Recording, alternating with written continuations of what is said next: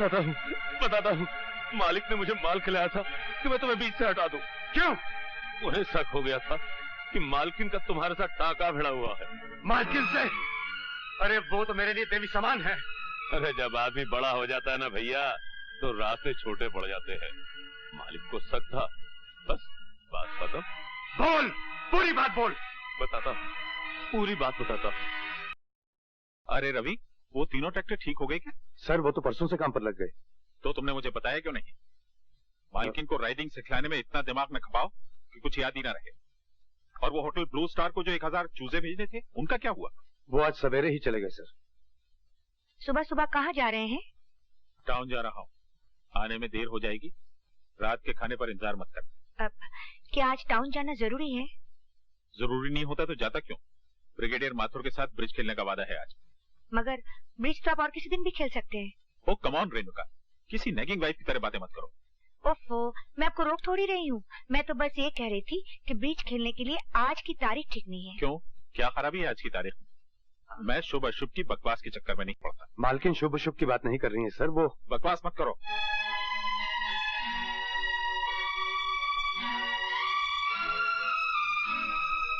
देख लिया ना, इन्हें ब्रिगेडियर के साथ ब्रिज खेलने की डेट याद है, मगर ये याद नहीं कि आज हमारी शादी की सालगिरह है।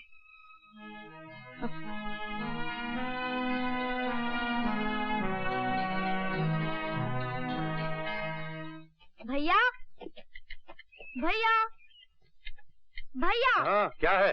अच्छा, तो आप यहाँ छुपे बैठे हैं और मैं हर जगह खोज आया। पर खोज क्यों रहे हो? मैं जानता था यही होगा। पता है क्या बज रहे हैं? 2। अरे 2 तो रोज ही बजते हैं। और रोज आप नहाते भी हैं और खाना भी खाते हैं मिस्टर रवि यादव। अरे शाबाश, तू तो अंग्रेजी बोलने लगा। अरे जब तू बड़ा होगा ना, तो इसी तरह खड़ा होगा कचहरी में, काला कोट डांट के, और योर ऑनर कह के सभी मुकदमे जीत जाएगा। अखबार में तेरी फोटो छपेगी। अरे वो सबसे अच्छे को क्या कहते हैं? बेस्ट। हाँ, बेस्ट वकील। वो तो मैं बन जाऊंगा, मगर आप ये बताइए, 2 यही बजा दिए तो अब नहाएंगे कब और खाएंगे कब? अरे नहाने में कितनी देर लगती है वकील साहब? ये गए कोठरी पर, ये लिया साबुन और तौलिया, ये लपके नदी की तरफ और ये लगाई डुबकी।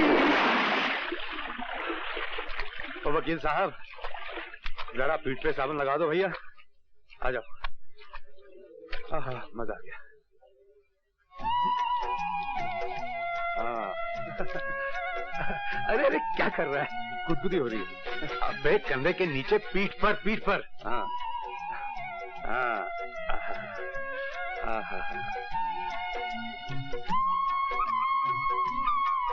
अरे अरे अरे अरे, ये हाथ कहाँ जा रहा है? देख, मानेगा नहीं तो चड्डी निकालकर पानी में फेंक दूंगा। क्या बोला तू? चड्डी उतारेगा? बदमाश! अरे अरे, तू यहाँ क्या कर रही? और इधर हाथ कहाँ जा रहा था? दिखता नहीं है क्या? पेट पर साबुन लगा रही हूँ। ये पीठ है। तू भाग यहाँ से, नहीं तो मैं क्या कर लेगा तू? घाघरा पहना हुआ है, उतार के दिखा। अरे तू तो बड़ी बेशर्म होती जा रही है पार्वती। अब तुझसे क्या शर्म? अब भाग यहाँ से, नहीं तो भिगो दूंगा। ए, चलते तवे पर छींटा मत मार पागल, नहीं तो छुट्टी कर दूंगी। अरे तू क्या छुट्टी करेगी? डुबो दूंगा नदी में। असल में तेरा नाम गलत रखा गया है। मेरा नाम पार्वती है, तुझे शंकर होना चाहिए था। छी, अपने छिछोरे मुंह से देवी देवताओं के नाम मत ले, बेशर्म। अरे इसमें बेशर्मी की क्या बात? आखिर तुझे एक दिन मेरा पति तो होना ही है। पति और पत्नी में क्या शर्म? देख पार्वती, मेरा कहा मान, तू बहुत अच्छी लड़की है, मेरे चक्कर में मत पड़। मेरी जिंदगी में रोहन के अलावा किसी और के लिए जगह नहीं है। तू रामदास है ना, उससे उसका नाम लिया, उस ब्याकर से शादी करूंगी क्या? मैं तो इसलिए कह रहा था क्योंकि रामदास देखा वाला है। देख रवि, उसका नाम मत ले। मगर वो कुत्ता आगे मेरी बहन को खा चुका है। मगर मैं उसकी बात फिर से निकाली तो तेरी छुट्टी कर दूंगी। छुट्टी।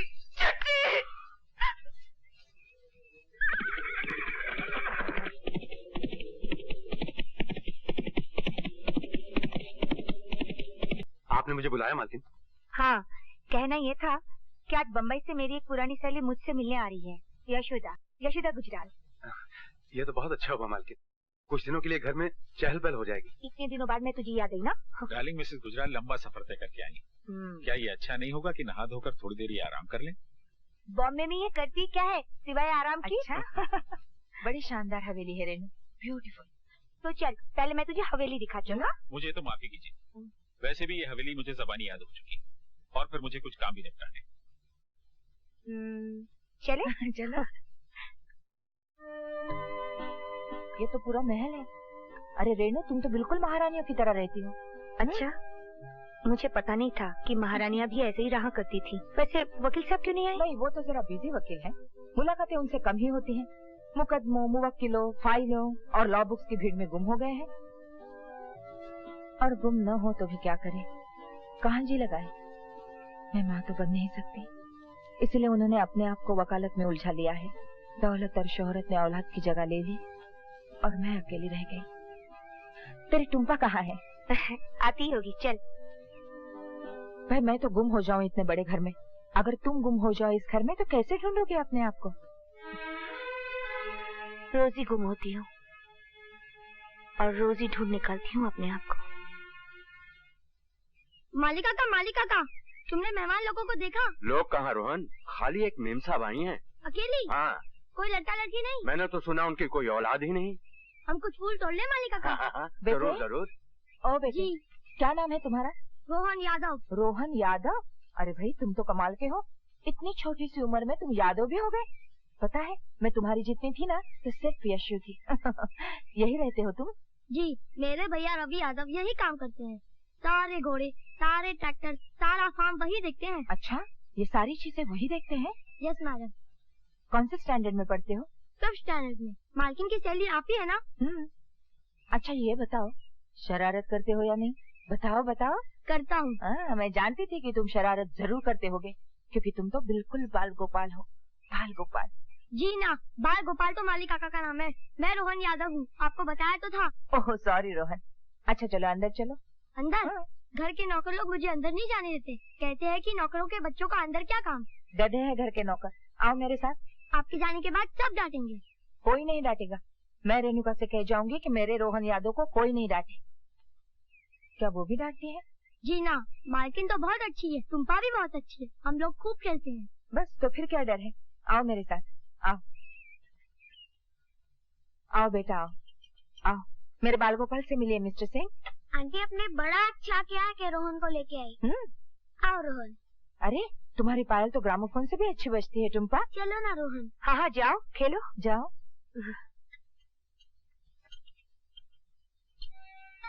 मालकिन तो बहुत अच्छी है और ये जो मेहमान आई है ये भी अच्छी है, मगर तुम मुझे बहुत अच्छे लगते हो।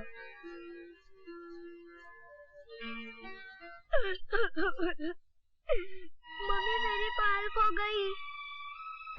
नौकरों के बच्चों के साथ खेलोगी तो और क्या होगा? रोहन चोर नहीं है। क्यों? क्योंकि वो तुम्हारे फेवरेट रवि यादव का भाई। पायल इसी लौंडे ने चुराई होगी। बोल, इसकी पायल चुरा कर कहाँ रखी है? डैडी ये चोर नहीं है, ये मेरा फ्रेंड है। तुम चुप रहो बेटी। बोल। मैंने चोरी नहीं किया भैया, आप चुप रहिए मिसेस गुजराल। मालिक, मालिक, बिटिया की पायल तो गुलाब के झाड़ में पड़ी मिली है, ये देखिए। जरूर इसी ने छुपाई होगी। मैंने कहा था ना, रोहन चोर नहीं है। मैंने चोरी नहीं किया भैया, मैंने चोरी नहीं किया। अरे इसीलिए तो मना करता हूँ। हवेली के अंदर और हवेली के बाहर के फर्क को पहचान रोहन। हम दोनों हवेली के बाहर की चीज है। चल। आपको बच्चे को मारना नहीं चाहिए था।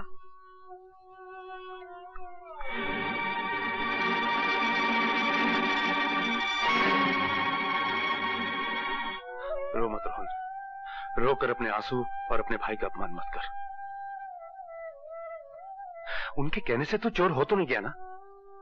तू देख लेना, एक दिन मैं तुझे इतना बड़ा आदमी बनाऊंगा कि जिन लोगों ने आज तेरा अपमान किया है ना, वही लोग तुझे सलाम करने में अपना मान समझेंगे। मैं तो वहाँ जा ही नहीं रहा था, मगर वो मालकिन की मेहमान मुझे अंदर ले गई।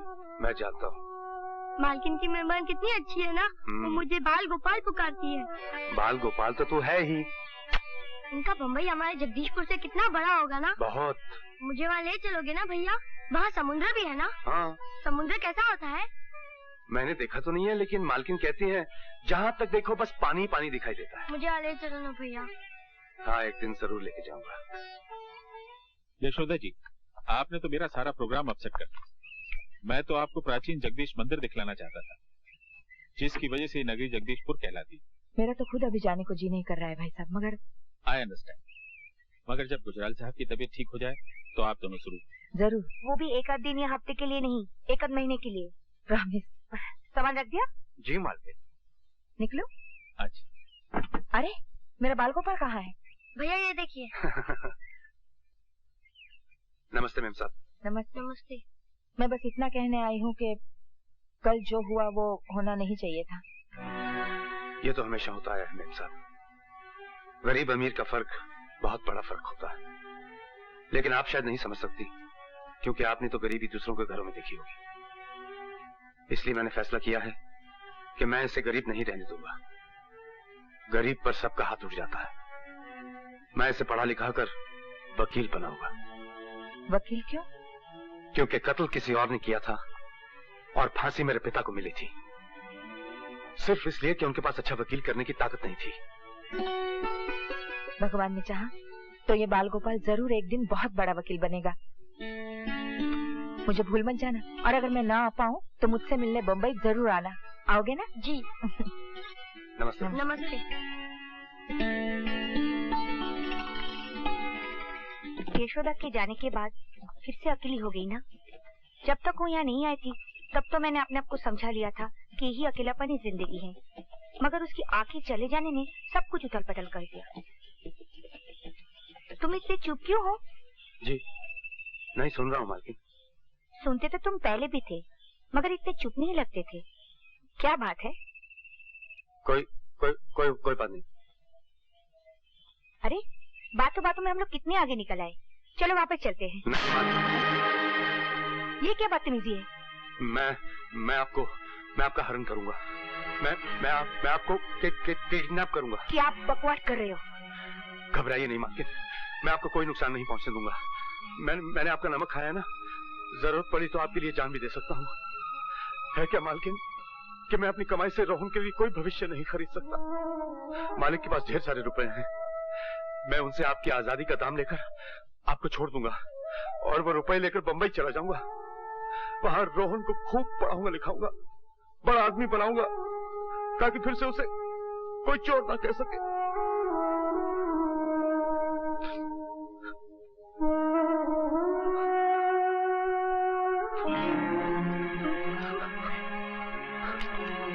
घर चलो, घर चलो। मालकिन। क्या बात है रवि? आज्ञा लेने आया हूँ मालकिन। काहे की आज्ञा? यहाँ से जाने की आज्ञा मालकिन। कहाँ जाओगे? पता नहीं। क्यों जाओगे? आप पर चाकू निकालने के बाद मैं यहाँ कैसे रह सकता हूँ मालकिन? पागल हो तुम तो। अरे रवि, जो मैं तुम्हारा दर्द ना समझती होती तो आती मालिक से तुम्हारी शिकायत ना करती, तुम्हें पुलिस के हवाले ना कर देती। जाओ, जाके अपना काम करो। जाओ। जी। पागल कहीं का।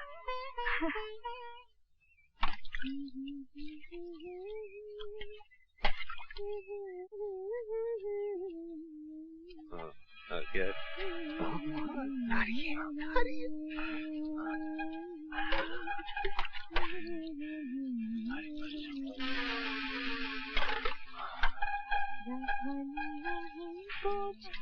बस कर, अबे हट बे। मुझे भी तो देखने दे। चुप रहना। अबे चुप क्यों रहूं? 50 रुपए में ट्रेलर दिखा दिया, अगर पूरी फिल्म देखनी है तो और छिड़को। अबे हटना। अरे साथी तो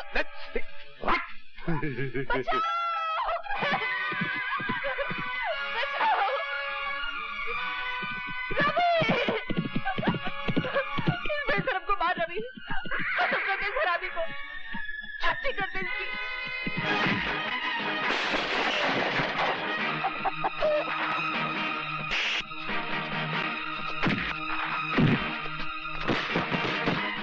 शर्म नहीं आती तुम्हें? जीते जी होते हुए ऐसा करते हो?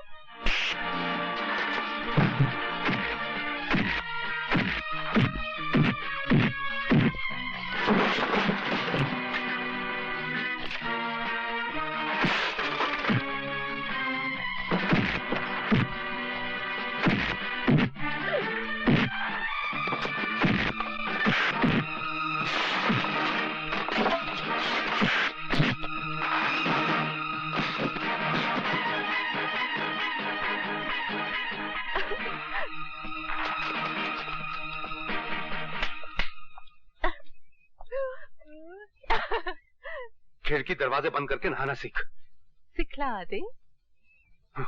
बेशर्म कहीं। रवि, आज मैंने तुम्हारे बारे में एक फैसला किया है। क्या फैसला किया मेरा? कल से मैं तुम्हें पढ़ाना शुरू करूंगी। मैं पढ़ के क्या करूंगा? पढ़ाई हमेशा काम आती है पागल आदमी। थोड़ा बहुत पढ़ लोगे तो बम्बई जाकर अच्छा काम कर सकोगे, अच्छी तनख्वाह मिलेगी और रोहन की जिंदगी भी बना सकोगे। रोहन के लिए तो मैं कुछ भी कर सकता हूँ, पढ़ भी सकता हूँ। आप कल ही से मुझे पढ़ाना शुरू कर दीजिए। तुम सचमुच पागल हो। फिर भूलोगे? नहीं, फिर नहीं भूलूंगा। अच्छा, फिर से सुनाओ। BAT बैट, बैट माने बैट। CAT कैट, कैट माने बिल्ली। राइट। RAT रैट, रैट माने चूहा। That's right। क्या हो रहा है ये? अरे, मैं रवि को पढ़ा रही थी, मगर आप इतनी जल्दी कैसे आ गए? क्यों, मेरा आना बुरा लगा? बात करना सीखिए सिंह साहब। तुम जाओ यहाँ से। जी। मेरे घर में ये सब नहीं होगा। क्या सब नहीं होगा? क्या हो रहा था यहाँ? Shut up! चिल्लाइए मत। मैं तो आपको एक सरप्राइज देना चाहती थी। सोच रही थी रवि को इंग्लिश बोलते सुनकर आप खुश हो जाएंगे। मैं भी दिन भर अकेली पढ़ी पढ़ी करूँ भी तो क्या? वो पढ़ लिख जाएगा तो उसे कोई अच्छा काम मिल जाएगा, उसकी कमाई बढ़ जाएगी और वो रोहन को एक सलीके की जिंदगी दे पाएगा। नौकरों को अपने इतने पास आ जाने देना कोई अच्छी बात नहीं है रवि। इन छोटी बस्तियों में रहने वालों की जबानें बहुत बड़ी होती हैं। आपकी जबान भी कोई छोटी नहीं है।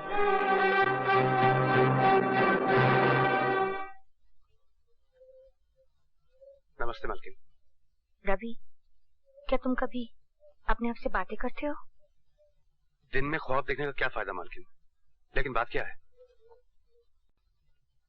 जिंदगी में बहुत जहर फैल गया है रवि। अब तो सांस भी लेना मुश्किल हो गया है। अपने घोड़े से कहो मुझे किसी ऐसे ख्वाबों की बस्ती में ले चले जहाँ मुझे चैन मिले, प्यार मिले। न जाने आजकल मनोहर सिंह को क्या हो गया है। बिल्कुल अंधा हो गया है। सारे शहर को मालूम है कि रवि का इसकी बीवी के साथ क्या चक्कर है।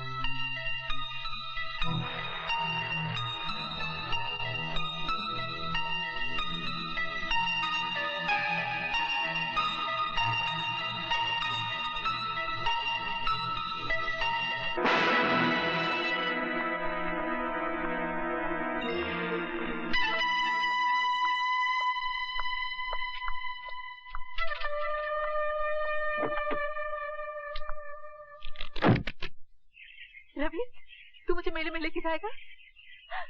बहुत प्यार करता है ना मुझसे। मेरी तरफ से मैं पहनी हूँ घाघर चोली, गाँव की गोरी।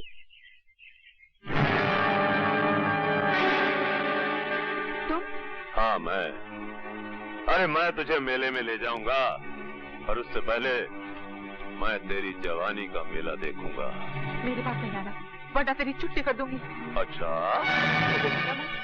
मैं सिर्फ रवि की हूँ। रवि! रवि!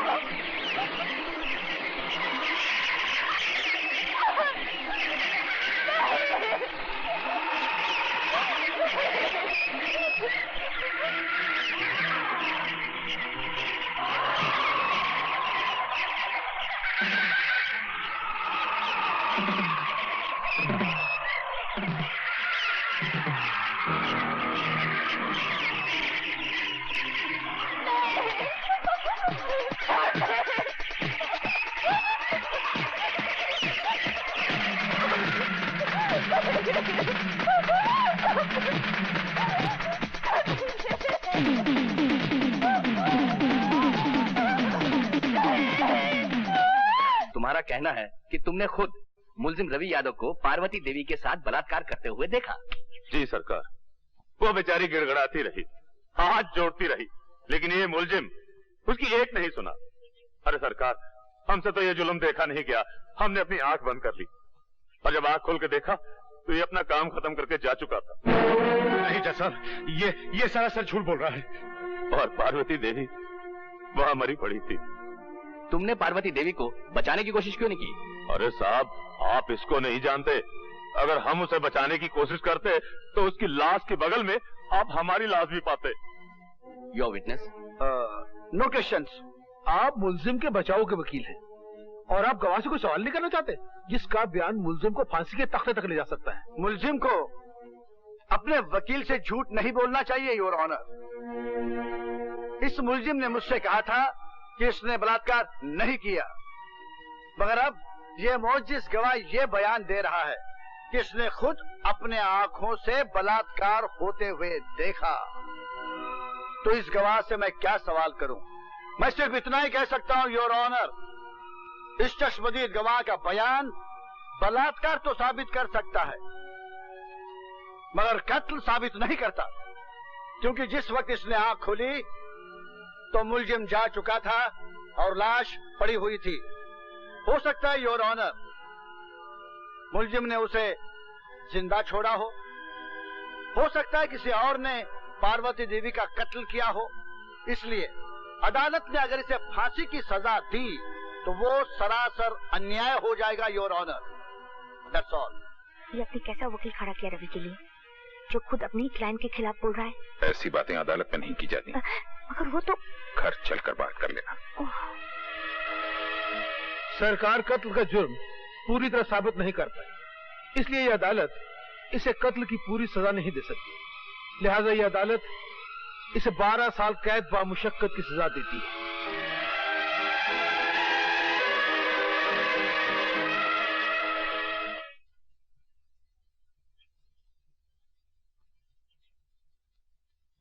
मालकिन।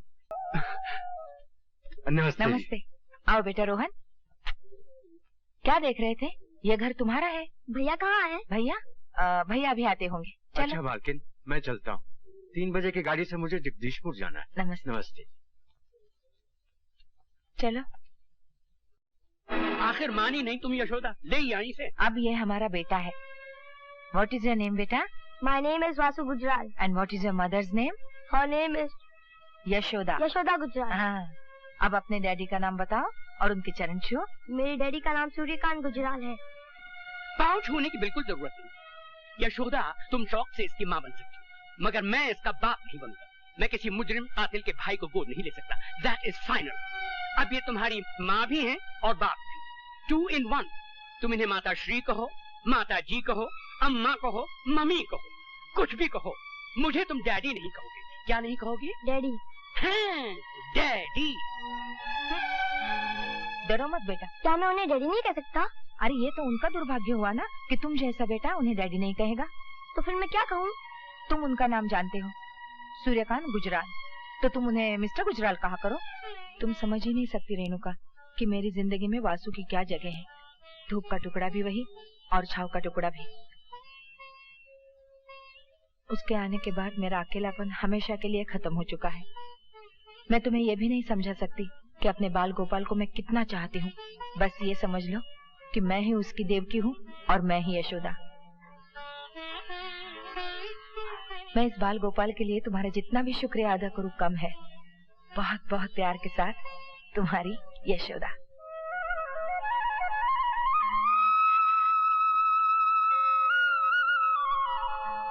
रवि, ये जानकर तुम कितने खुश होगे कि रोहन अपनी जिंदगी की कामयाबी की तरफ तेजी से बढ़ रहा है। जो जिम्मेदारी तुमने मुझे सौंपी थी उसे पूरा होते देखकर मुझे ऐसा लग रहा है कि मेरा वचन पूरा हो गया हो।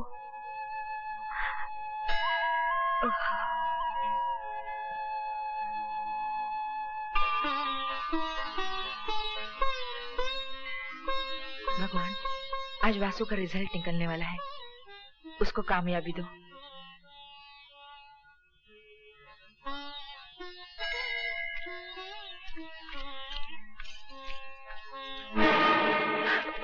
जेवर निकालो। अगर मेरे वासु को पता चल गया ना। वासु क्या कुरुक्षेत्र, अर्जुन को गीता का उपदेश देने।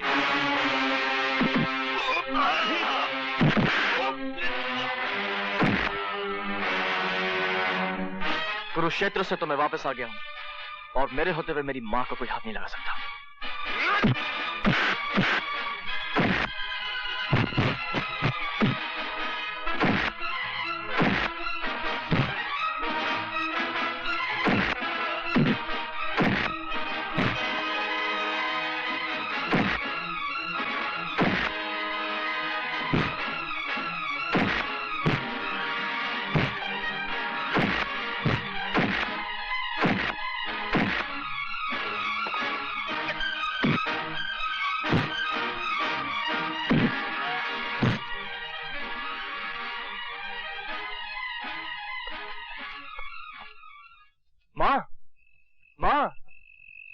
क्या शरारत की है जो मेरे पाँव छू रहा है?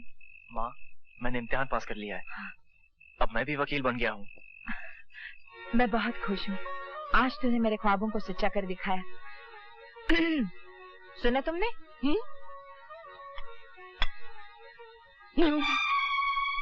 वकील साहब, आज तो मैं आपको पिताजी कह सकता हूँ ना? ना, गलती से पास हो गया होगा।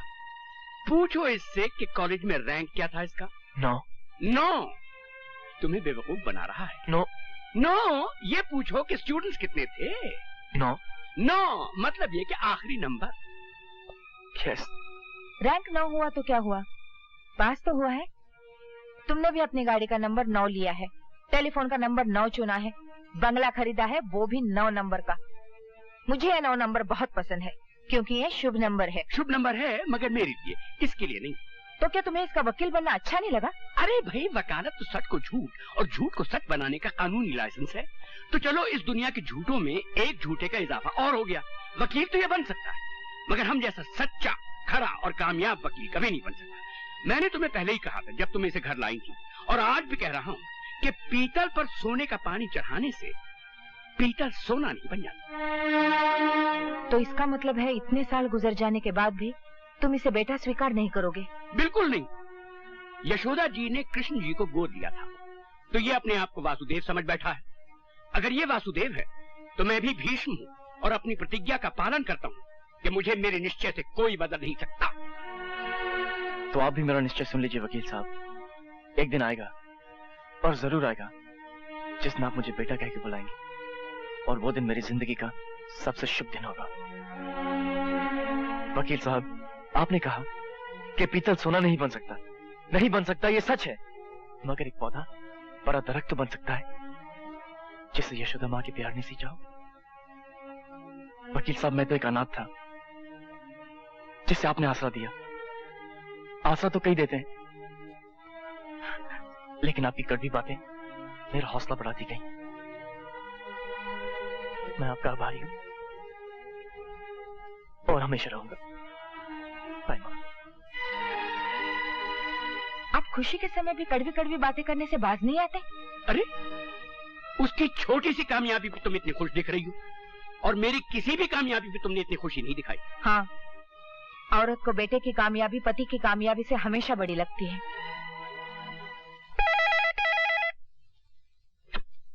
हेलो वासु, क्या कर रहे हो यार?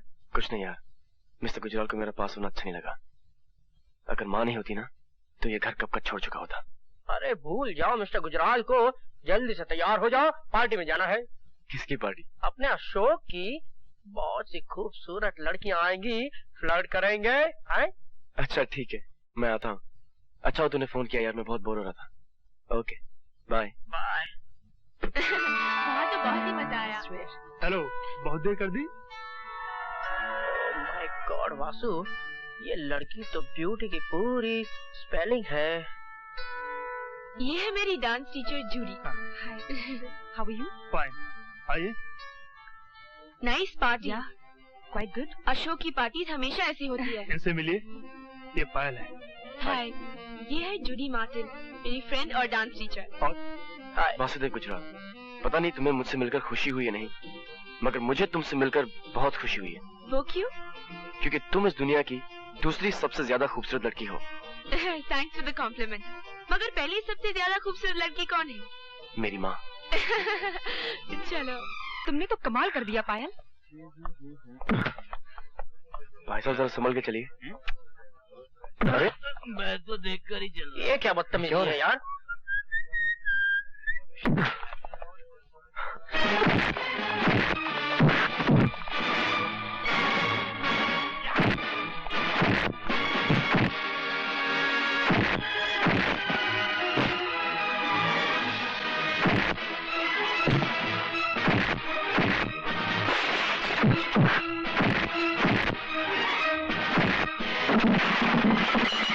सुखजलाल, मैं अशोक बोल रहा हूँ।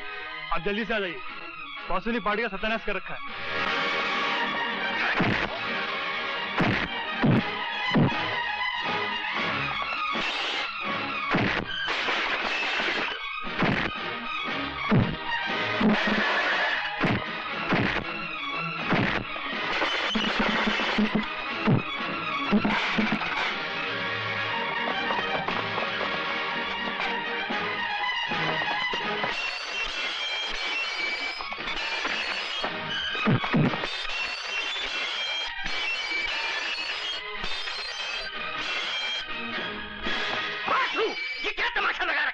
मिस्टर गुजराल, मैंने तो कुछ नहीं किया है।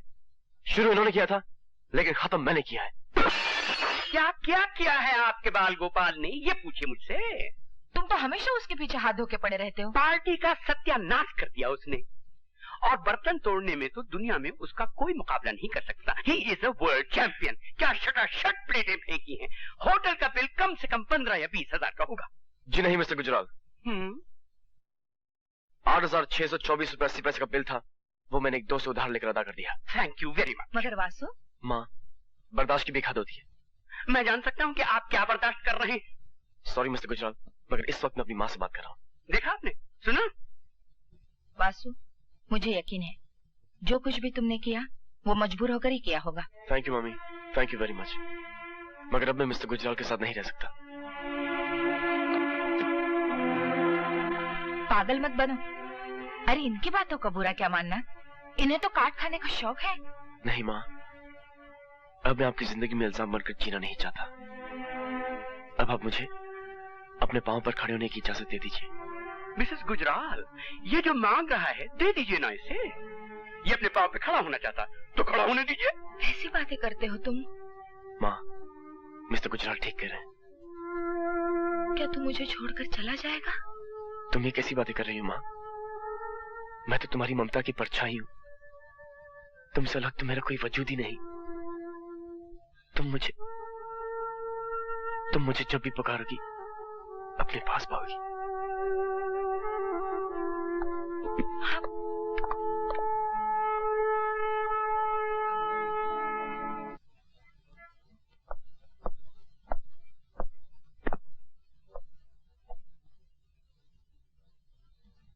मैं समझ गया। क्या समझे?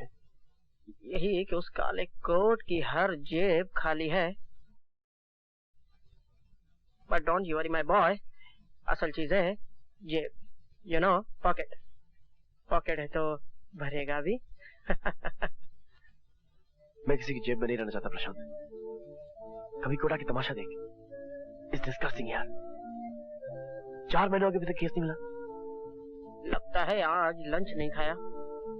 मेरी जेब में हाथ डालो और 20-20 के 2 नोट हैं, उसमें से एक उठा लो और जाकर छोले भटूरे खाओ। फिर बात करेंगे। छोड़ यार, महीनों से तेरी जेब में हाथ डाल के जी रहा हूँ। माय डियर वासुदेव गुजराल, भगवान या दर्जी तो जेब बनाता ही इसलिए है कि दोस्त उसमें हाथ डाल सके, हैं?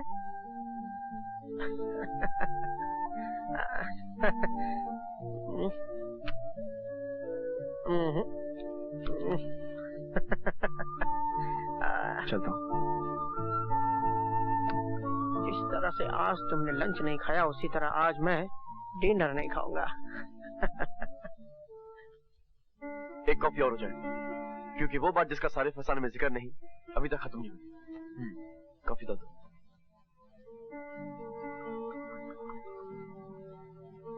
Thank you. बस तुमने मेरी कहानी तो पूरी सुन ली है। अब मैं तुम्हें एक अदद फुटनोट सुनाता हूँ। फुटनोट यह है कि आम आदमी के खून की तरह मेरा खून भी लाल ही है, ब्लू नहीं। Don't talk rubbish. मैं तो खानदान वानदान और बैकग्राउंड के चक्कर में पड़ती ही नहीं। असल चीज तो आदमी है, द इंडिविजुअल। मैं गंगा जमुना बैकग्राउंड वाले बहुत से लिटरों को जानती हूँ। उनके ब्लू ब्लड से इतनी बदबू आती है कि तुम मिनट भर उनके पास ठहर नहीं सकते। यानी आई हैव अ चांस? यानी you have more than a chance. You are a fighter यार। और मैं अभी अपनी स्टेटमेंट पर एक किस लगाने को भी तैयार हूँ। किस को तो अभी टाली जाओ, क्योंकि मुझे अभी एक किस से ज्यादा एक केस की जरूरत है। केस? तुम मेरे किस पर एक केस को प्रेफरेंस दोगे? वो केस तो मेरा हो ही चुका है, राइट? मगर अभी मैंने उस केस पर अपना हक कहाँ साबित किया है? ये तो साबित कर लेने दो कि मैं एक फाइटर हूँ, और ये साबित करने के लिए मुझे एक ऐसा केस चाहिए जो मेरी वकालत को अपने पैरों पर खड़ा कर सके। पैरों पर खड़ा कर सके? I've got it. Got it? Got what? I mean पैर। एक case. Case of the missing feet. Hi everybody. Grandpa. ये है मेरे दोस्त वासुदेव गुजराल। नमस्ते। ये बोल नहीं सकते। और ये है मम्मी। ये देख नहीं सकती। और ये है, इन्हें तो मैं पहचानता हूँ। ये है तुम्हारी डांस टीचर जूडी। हाय जूडी। याद है पहली बार जूडी ने कहा था that we are made for each other? और जूडी जैसे ही तुमने कहा था मैं तर्क से मान गया।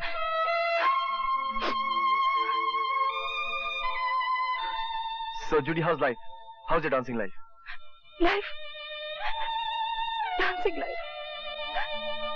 Sorry जूडी, मगर मैंने तो ऐसी कोई बात नहीं कही। जूडी की जिंदगी से डांस निकल चुका है वासु।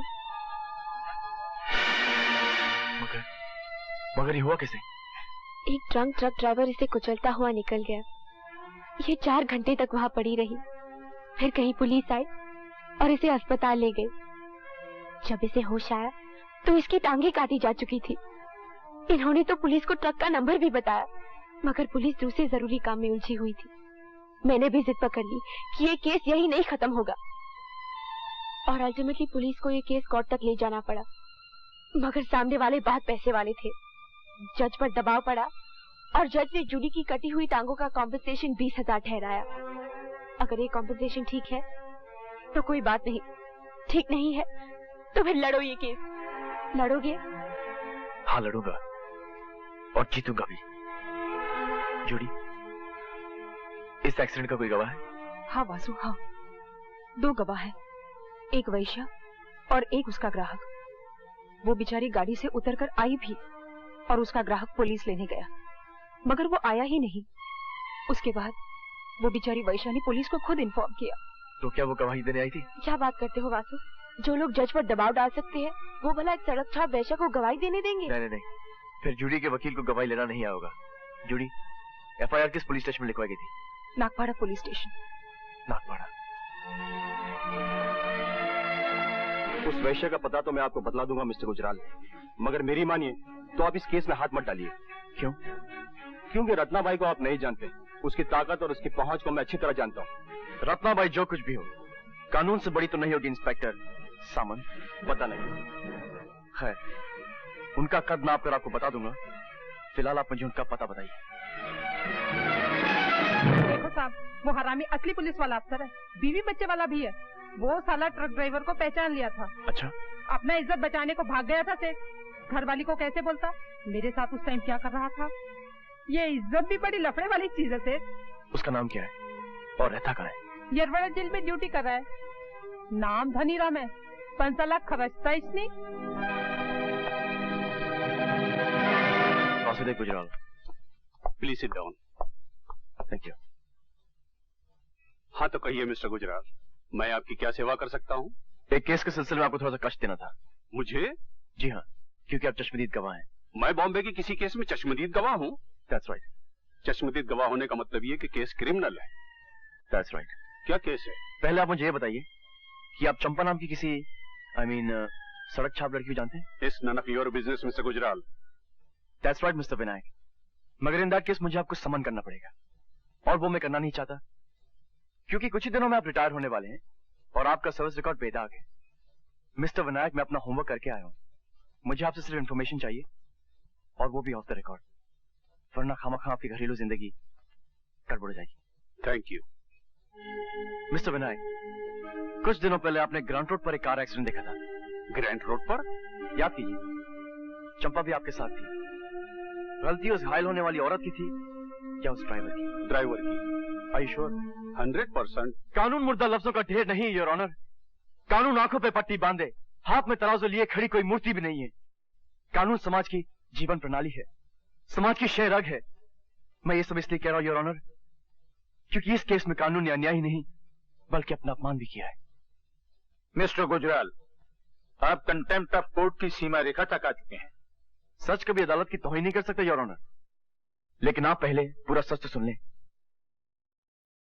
आपने उस लड़की की हालत नहीं देखी जिसकी फरियाद लेकर मैं आपके पास आया हूं। वो एक डांसर थी, डांसिंग उसकी जिंदगी थी और उसकी रोजी भी। उसके घुंघरू उसके खानदान का पेट पालते थे। उसके घुंघरू उसके छोटे भाई बहन की स्कूल की फीस देते थे, अंधी मां की दवाई का दाम देते थे, घर का किराया देते थे, बिजली का बिल देते थे।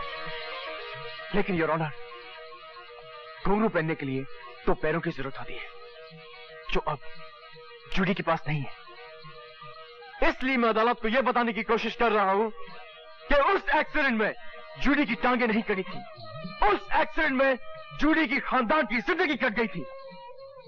एक खानदान की जिंदगी का मुआवजा सिर्फ 20,000, सिर्फ 20,000 योर ऑनर।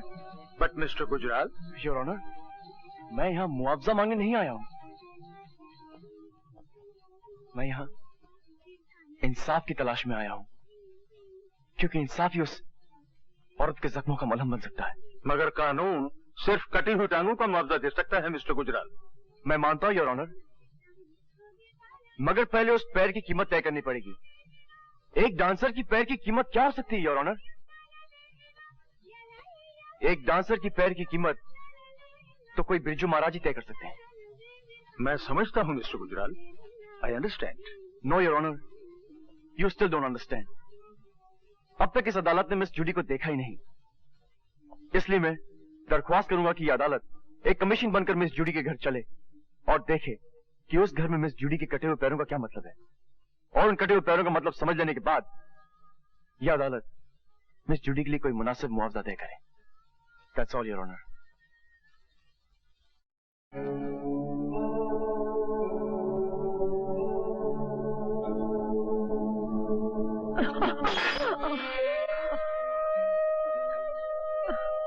ये तुमने क्या किया मम्मा?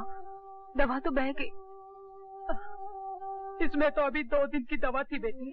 अरे मैं कहती हूँ छोड़ मेरी आंखों को, मैं तो इस डर से मरती भी नहीं कि मेरे बरियल का खर्चा कहाँ से आएगा। 7 रुपए 80 पैसा फेंकने की कोई जरूरत नहीं, मैं तो अंधी ही ठीक हूँ। यस मम्मा, तुम अंधी ठीक हो, मैं लंगड़ी ठीक हूँ, और ग्रैंडपा गूंगे ठीक है। मगर टोनी, जॉनी और लीजा के लिए क्या ठीक रहेगा? वैसे इसको हुसैन तीनों का नाम कर चुका है। खैर, टोनी और जॉनी किस्सा विसा काट के जी लेंगे, मगर लीजा क्या करेगी मम्मा, क्या करेगी? अब अंदर चलें your honour. My god mister Gujral, ये जिंदगी तो कोई 10 मिनट भी नहीं जी सकता। You're wrong, योर ऑनर, ये जिंदगी तो ये लोग जिंदगी भर जिएंगे। चलिए। And you? मैं बाद में आऊंगा। Excuse me. जज साहब, आप प्लीज जज साहब, हम पर दया कीजिए। मुझे मालूम है कि 6 महीने का किराया देना बाकी है। मैं कुछ न कुछ करके ये किराया अदा कर दूंगी सर। आप लैंडलॉर्ड को इतना बता दीजिए कि जूडी एक मजबूर छोकरी है। बस सर, मुझे थोड़ा सा वक्त दीजिए प्लीज। नहीं, मैं तुम्हें यहाँ से निकालने नहीं आया हूँ। मैं तो तुमसे ये कहना चाहता हूँ कि तुम्हें वाकई कम मुआवजा मिला था। तुम्हें कम से कम 5 लाख मुआवजा मिलना चाहिए, ताकि तुम अपने खानदान समेत इज्जत के साथ जी सको, अपनी माँ का इलाज करवा सको, अपने भाइयों और बहनों को अच्छी एजुकेशन दे सको। Thank you sir, thank you very much. मेरा शुक्रिया मत अदा करो जूडी, अपने वकील मिस्टर वासुदेव गुजराल का शुक्रिया अदा करो जो मुझे यहाँ लाए। Thank you mister Gujral. Thank you sir. मेरे ख्याल में तो 5 लाख ठीक रहेगा mister Gujral. Yes sir. Okay, thank you, thank you. वो 2 टके का वकील कौन है जिसने हम पर 5 लाख रुपए का जुर्माना ठुकवा दिया? कोई नया छोकरा है सरकार। तो खरीद क्यों नहीं लिया उसको? तब किसको पता था सरकार कि वो इस केस का गड़ा मुर्दा उखाड़कर जूड़ी को 5 लाख रुपए कॉम्पेंसेशन दिलवाएगा। और सुना है कि वो छोकरा बिकाऊ भी नहीं है। बिकाऊ नहीं है तो खर्च कर दो साले को। एक ससुरी नाचने वाली की टांगों के लिए 5 लाख। मुबारक हो रवि यादव, आज फिर 212 से तुम रवि यादव हो रहे हो। तुम्हें तुम्हारी पहचान वापस मिल रही है। 12 बरस के बाद रवि यादव का नाम सुना है साहब। कुछ दिन तो लगेंगे ये समझने में कि ये नाम मेरा ही है, लेकिन कम से कम दिन लगाना। जल्द से जल्द ये भुलाने की कोशिश करना रवि यादव कि 12 साल तक तुम सिर्फ 212 रहे। अब तुम्हारा क्या इरादा है? अपने रोहन को खोजना है साहब। आप तो जानते हैं उसके सिवा मेरा कोई है ही नहीं। आपने भी तो उसका पता लगाने की कितनी कोशिश की थी। हाँ, न तुम्हारी मालकिन का पता लगा और न ही तुम्हारे भाई का। मगर हैरानी की बात यह है कि इस तरह 2 जीते जागते लोग लापता कैसे हो गए? अब तो मैं रवि यादव बन चुका हूँ ना साहब, मैं ढूंढ लूंगा उनको। Oh Vasu, you are really great. Judy और उसकी फैमिली को तो तुमने दूसरी जिंदगी दी है, and for that I must thank you. खाली शुक्रिया से काम नहीं चलेगा। अरे भाई, शुक्रिया की गिफ्ट रैपिंग तो की नहीं जा सकती। की जा सकती है। वो कैसे? फोटो पे पेस्ट कर दो। ओह कम ऑन यार। मैं जाता तो तुम जरूर घपला करोगी। पर मैंने वादा क्या किया था? तुमने कहा था मेरा मुंह चूमने को जी चाहता है। मैंने कहा था कि केस दो तो मैं केस दूंगा। अब क्योंकि मैं वो केस जीत चुका हूँ, इसलिए मैं अब किस दूंगा नहीं बल्कि किस लूंगा। अंडरस्टैंड? अरे किस कोई चेंज थोड़ी है कि आदमी जेब में हाथ डाले और निकाल कर दे दे। और मैं क्या पागल हूँ कि किस लेने देने की बात करूंगी? आपने ख्वाब देखा होगा मिस्टर वासुदेव गुजराल, और आप तो अच्छे खासे लॉयर है, सबूत और गवाह की बात हमेशा करते रहते हैं। और आपके पास इस बात का कोई सबूत है कि मैंने ऐसा वादा किया था? कोई आई विटनेस है? विटनेस तो है योर ऑनर, मगर गूंगे हैं, बोल नहीं सकते। एक्चुअली 4 विटनेस है, 4। और चारों के चारों गूंगे हैं। कौन है वो? मेरे और आपके कान, जिन्होंने 21 वाली बात सुनी थी। मैं इन गवाहों को नहीं मानती। ये धोखेबाज, यू चीट।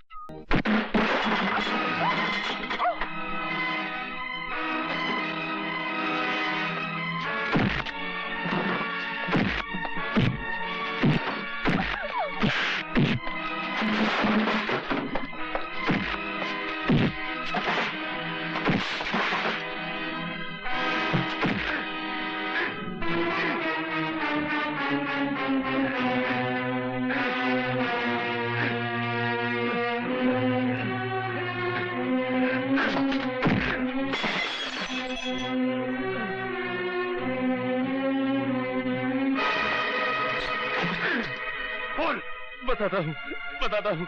मालिक ने मुझे माल खिलाया था कि मैं तुम्हें बीच से हटा दूं। क्यों? उन्हें शक हो गया था कि मालकिन का तुम्हारे साथ टाका भिड़ा हुआ है। मालकिन से? अरे वो तो मेरे लिए देवी समान है। अरे जब आदमी बड़ा हो जाता है ना भैया, तो रास्ते छोटे पड़ जाते हैं। मालिक को शक था, बस बात खत्म। बोल, पूरी बात बोल। बताता, पूरी बात बताता। तू मुझे ब्लैकमेल करेगा नमक हराम? हम तो अंग्रेजी जानते भी नहीं मालिक। आज तू तीसरी बार पैसे मांग रहा है और घुमा फिरा कर उसी हरामजादे की बात निकाल लेता है। अरे रुपया तो हाथ का मैल है मालिक, और आपके पास इस मैल की कोई कमी भी नहीं है। भगवान मालकिन को जिंदा रखे, बस चेक की तरह काटते जाइए आप उन्हें। जरा सोचिए तो कैसी कैसी खिदमत की है मैंने आपके वास्ते। उस रवि यादव को 12 साल के लिए दूर कर दिया मालकिन से। पहले पारों के साथ बलात्कार करना पड़ा आपके वास्ते, फिर उसका कत्ल करके रवि यादव को कत्ल और बलात्कार में फंसाना पड़ा आपके वास्ते। अरे इतने बड़े काम के लिए 10, 20, 50 हजार की हैसियत क्या है? इस बार 20,000 दे दीजिए, फिर नहीं मांगूंगा। याद रख, तेरी चोर का एक सिरा मेरे हाथ में है। चिल्लाइए मत मालिक, अगर आप नहीं देंगे तो मालकिन से ले लूंगा। जलील आदमी, तूने उस मासूम लड़की के साथ बलात्कार किया, तूने उसे कत्ल किया और अपना जुर्म उड़ा दिया रवि को। तुम्हें रवि की इतनी फिक्र क्यों है? तुम चुप रहो, तुमसे तो मैं पुलिस स्टेशन से लौटने के बाद ही बात करूंगी। तू मेरे साथ पुलिस स्टेशन चल और चलकर अपने जुर्मों का इकबाल कर कि उस बलात्कार और कत्ल से रवि यादव का कोई ताल्लुक नहीं था। मगर जो मैं सच बोला तो मालिक भी फंस जाएंगे मालकिन। तू चलता है या मैं चलाऊं गोली? तू चल के सच बोल, सच के लपट में चाहे जो भी आ जाए। तू तो किराए की छुरी है जग्गू, कातिल तो तेरी मालिक ही है, सजा उन्हें मिलनी ही चाहिए। तू चल।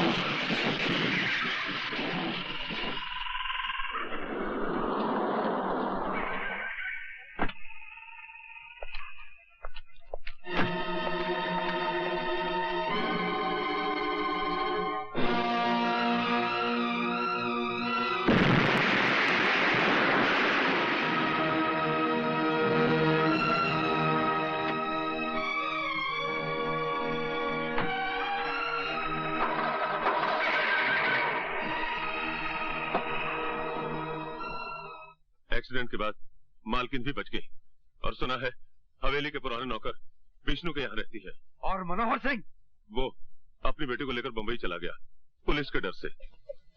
आइए।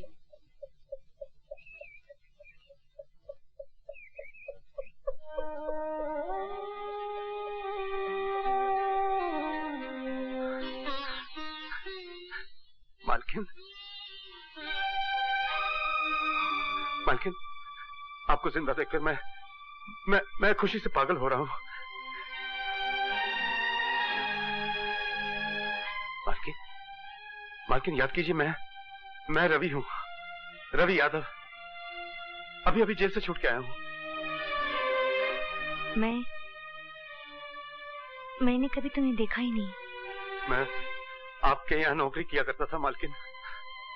आप मेरे साथ घोड़े पर सवारी करने जाया करती थी और आपको सवारी करते देखकर मेरा छोटा भाई रोहन हंसा करता था। वो छोटा सा रोहन आपकी टुम्पा का दोस्त। टुम्पा कहाँ है मालकिन? मेरा भाई रोहन कहाँ है? कौन टुम्पा? कौन रोहन? मैं किसी रोहन और टुम्पा को नहीं जानती। ऐसा मत कहिए मालकिन, ऐसा मत कहिए। याद कीजिए मालकिन, भगवान के लिए याद कीजिए। आपने मुझसे वादा किया था कि मेरे जेल से छूट के आ जाने तक आप रोहन का ख्याल रखेंगी। कहाँ है मेरा भाई रोहन? याद कीजिए मालकिन, बताइए ना। हमारे वैद्य ने बहुत कोशिश की बेटे, पर इसकी याददाश्त वापस नहीं आई। तुम इसे शहर ले जाओ और किसी अच्छे डॉक्टर को दिखाओ।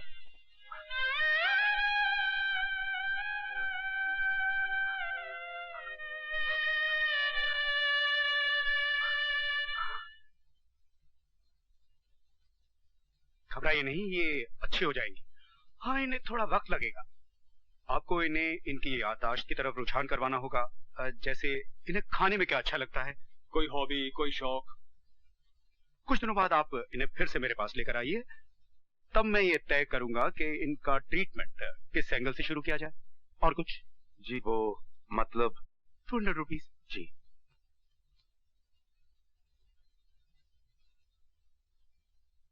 चलिए मालकिन।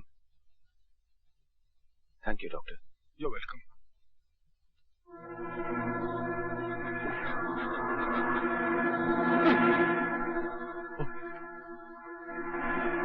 जोसेफ, ये बैग रखना, मेरे पीछे पुलिस लगी हुई है।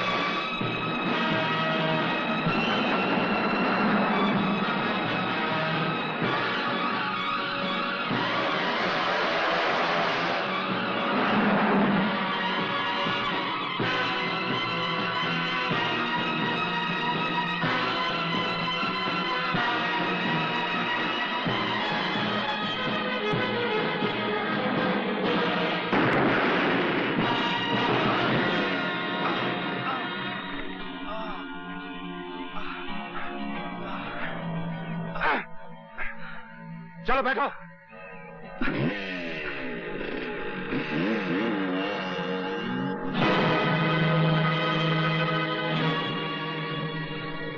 चलो उतरो। मेरा नाम जोसेफ लोबो है। तुम्हारा नाम क्या है? मैं तुम जैसों को अपना नाम नहीं बताया करता। तुम्हारे लिए मैं 212 हूँ। 212? अच्छा ये बताओ 212, जब तुम मुझ जैसे को अपना नाम नहीं बता सकते तो फिर तुमने मुझे बचाया क्यों? मैं 1 नंबर का आदमी हूँ और तुम्हारे पास 2 नंबर का माल है। अच्छा, मतलब तुमने मुझे नहीं इस बैग को बचाया। आदमी तेज भी हो काम के भी हो।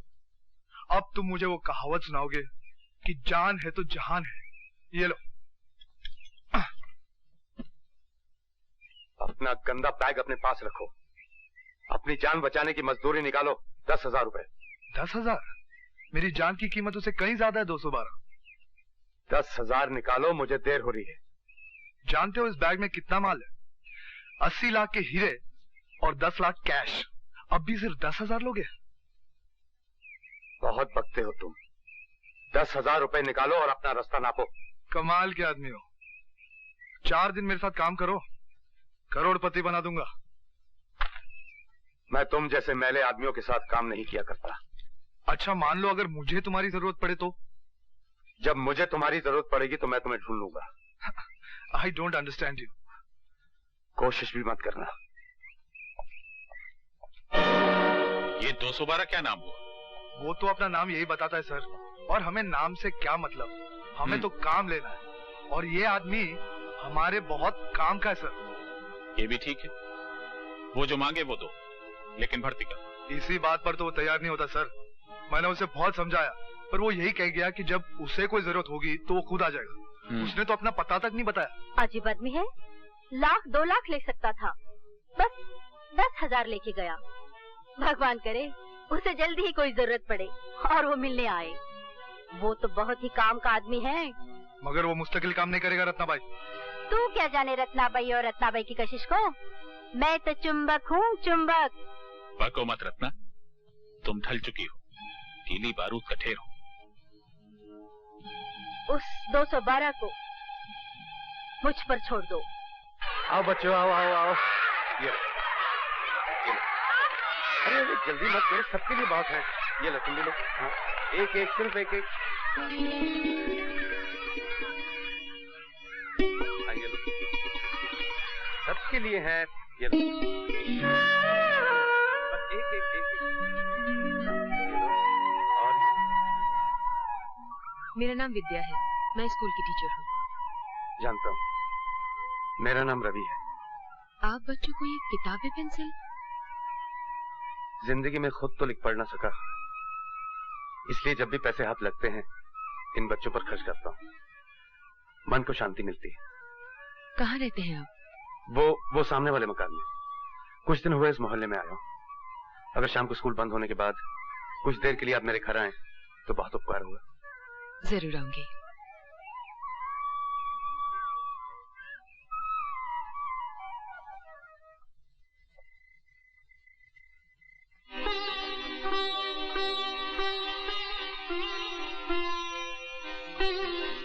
अरे मालकिन, आपने अभी तक खाना नहीं खाया?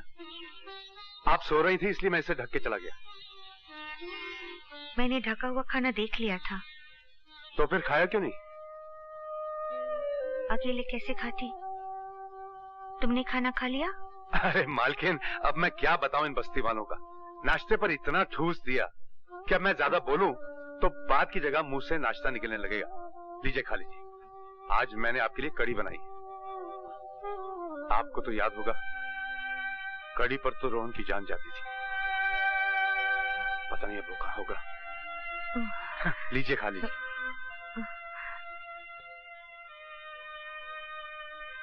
अच्छा, तुम मेरे लगते कौन हो जो मेरा इतना ख्याल रखते हो? लगता तो मैं आपका कोई भी नहीं हूं, पर इस भरी पूरी दुनिया में आपके सिवा मेरा कोई है भी नहीं। और आपको मैं याद ही नहीं आ रहा हूं। मैं रवि हूं मालकिन, रवि। याद कीजिए, आप राइडिंग किया करती थी और मैं आपके घोड़े, ट्रैक्टर और फार्म हाउस की देखभाल किया करता था। मैं वही वाला रवि हूं। और मेरे साथ मेरा एक छोटा भाई हुआ करता था, रोहन। आप उसका बहुत देखभाल किया करती थी और आपने उसका ख्याल रखने का वादा भी किया था। याद कीजिए, जब आप मिलने आई थी मुझे। मैं तुम्हें कहाँ मिलने आती थी? चिंता मत कीजिए माँ, शीशे की चीजें टूटती रहती हैं। तुम मुझे मालकिन मालकिन क्यों बोलते रहते हो? क्योंकि आप मेरी मालकिन हैं। अच्छा, और मैं क्या क्या हूँ? मेरा मतलब, और किसी की भी तो मैं कुछ लगती होंगी। क्यों नहीं? आपका इतना बड़ा घर था कि क्या बताऊं। आप और मालिक दोनों अकेले। टुम्पा तो हॉस्टल में रहा करती थी। ये टुम्पा कौन? नमस्ते। नमस्ते। मैं स्टूडेंट्स की किताबों का शुक्रिया अदा करने आई थी। बैठिए ना। और हाँ, ये बिल्कुल वैसी किताब है, BAT bat, CAT cat, RAT rat, जो आप मुझे पढ़ाया करती थी। और ये रैट तो आपने झल्लाकर मुझसे 100 मर्तबा लिखवाया था। और आपने कहा था कि Ravi, You are a rat, तुम चूहे हो। Excuse me और pardon me, ये भी आप कहा करती थी। आप कहती थी कि रवि, किसी की बात काटनी हो तो पहले एक्सक्यूज मी या पार्डन मी कहा करो। बात कोई खास नहीं कि खुरपी उठाई और काट दी। मेरा सर फटा जा रहा है, मुझे परेशान मत करो। मैं खुद चाहती हूँ कि मुझे सब कुछ याद आ जाए, मगर कुछ याद नहीं आता तो मैं क्या करूँ? ठीक है, आप लेट जाइए, अब मैं आपको परेशान नहीं करूँगा।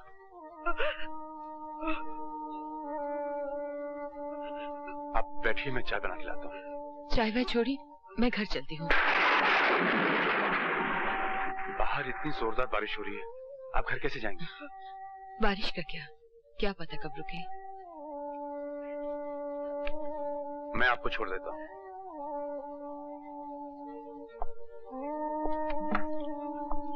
चलिए।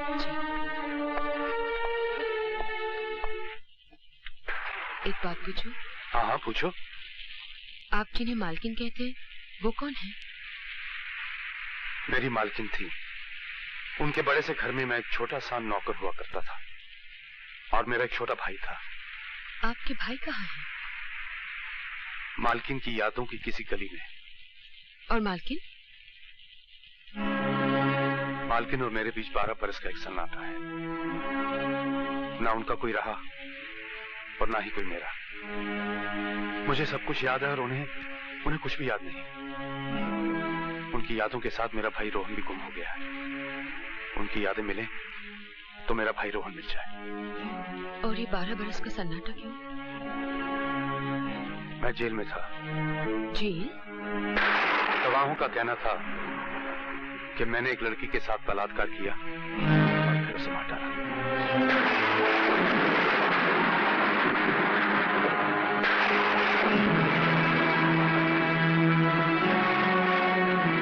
जज ने मेरी बात नहीं मानी और मेरे पास अपनी बेगुनाही साबित करने के लिए ना कोई सबूत था और ना ही कोई गवाह। तुम्हारा जी चाहे तो जज की बात मान लो और जी चाहे तो मेरी।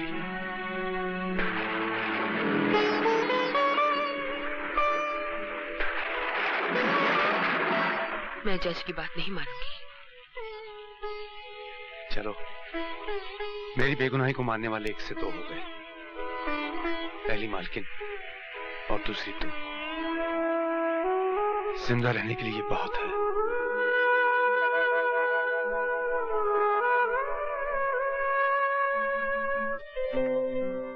स्माइल, थोड़ा सा और स्माइल करो ना, और थोड़ा सा। तुम मेरी तस्वीर खींच रहे हो या मेरी दांतों की? बात हो गया, चलो चलकर कहीं बैठते हैं। चलो चलो। वासु, तुम मुझसे प्यार करते हो? ये कैसा सवाल है? बोलो ना। हाँ, अपनी जान से भी ज्यादा प्यार करता हूँ, बहुत प्यार करता हूँ। लेकिन तुम मुझसे प्यार क्यों करते हो? क्योंकि तुम दुनिया की सबसे बदसूरत लड़की हो। क्या? हाँ, अरे जो भी मैं कहूँ उसका एकदम उल्टा समझ लेना। मैं तो किसी दूसरी लड़की की तरफ आंख उठा के भी नहीं देखूंगा। सच? सच। तुम वहां क्या देख रही हो? वो जो लोग खड़े हैं ना, वो हिंदुस्तान की सबसे खूबसूरत लड़की को देख रहे हैं, जो इस साल मिस इंडिया चुनी गई है। क्या कह रही हो? नहीं। अच्छा, मैं भी आया।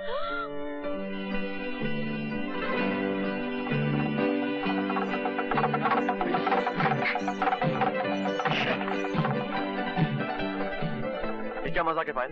क्यों? अभी अभी तो कह रहे थे कि किसी लड़की की तरफ आंख भी नहीं उठाओगे और मिस इंडिया का नाम सुनते ही भाग गए। तुम सब लड़के एक ही जैसे हो। अब मैं तुम्हारी शक्ल भी नहीं देखूंगी। Good bye mister Gujral. Payal, तुम लड़की में यही तो खराबी होती है, जरा जरा सी बात में रूठ जाती हो। अच्छा बाबा, मुझे माफ कर दो। अब मैं किसी लड़की की तरफ आंख उठाकर भी नहीं देखूंगा, चाहे वो बंदरिया ही क्यों ना हो। ओह, क्या हुआ? आंखें क्यों बंद की है? वहाँ एक लड़की पास हो रही थी इसलिए।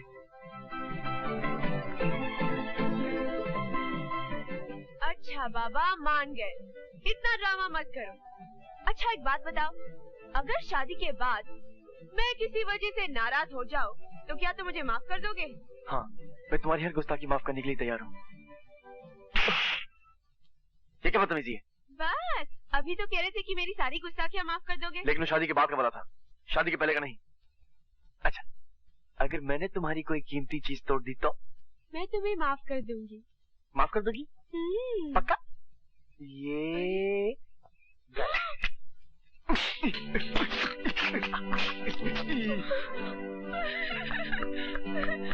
तुमने क्या कर दिया? डैडी ने मुझे प्रेजेंट दिया था। अरे अभी अभी तो तुमने कहा था कि अगर मैं तुम्हारी कोई कीमती चीज तोड़ दूं तो तुम मुझे माफ कर दोगी, और अभी अभी तुम रोने लगी।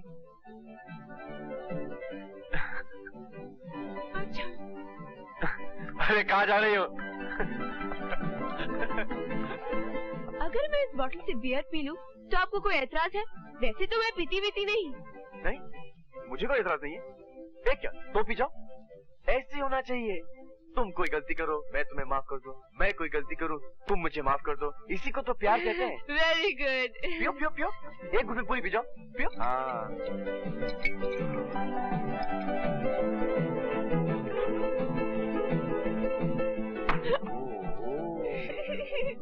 तुम कुछ भी कहा, मैं तुम्हें मोहब्बत की कुछ नहीं कर सकती।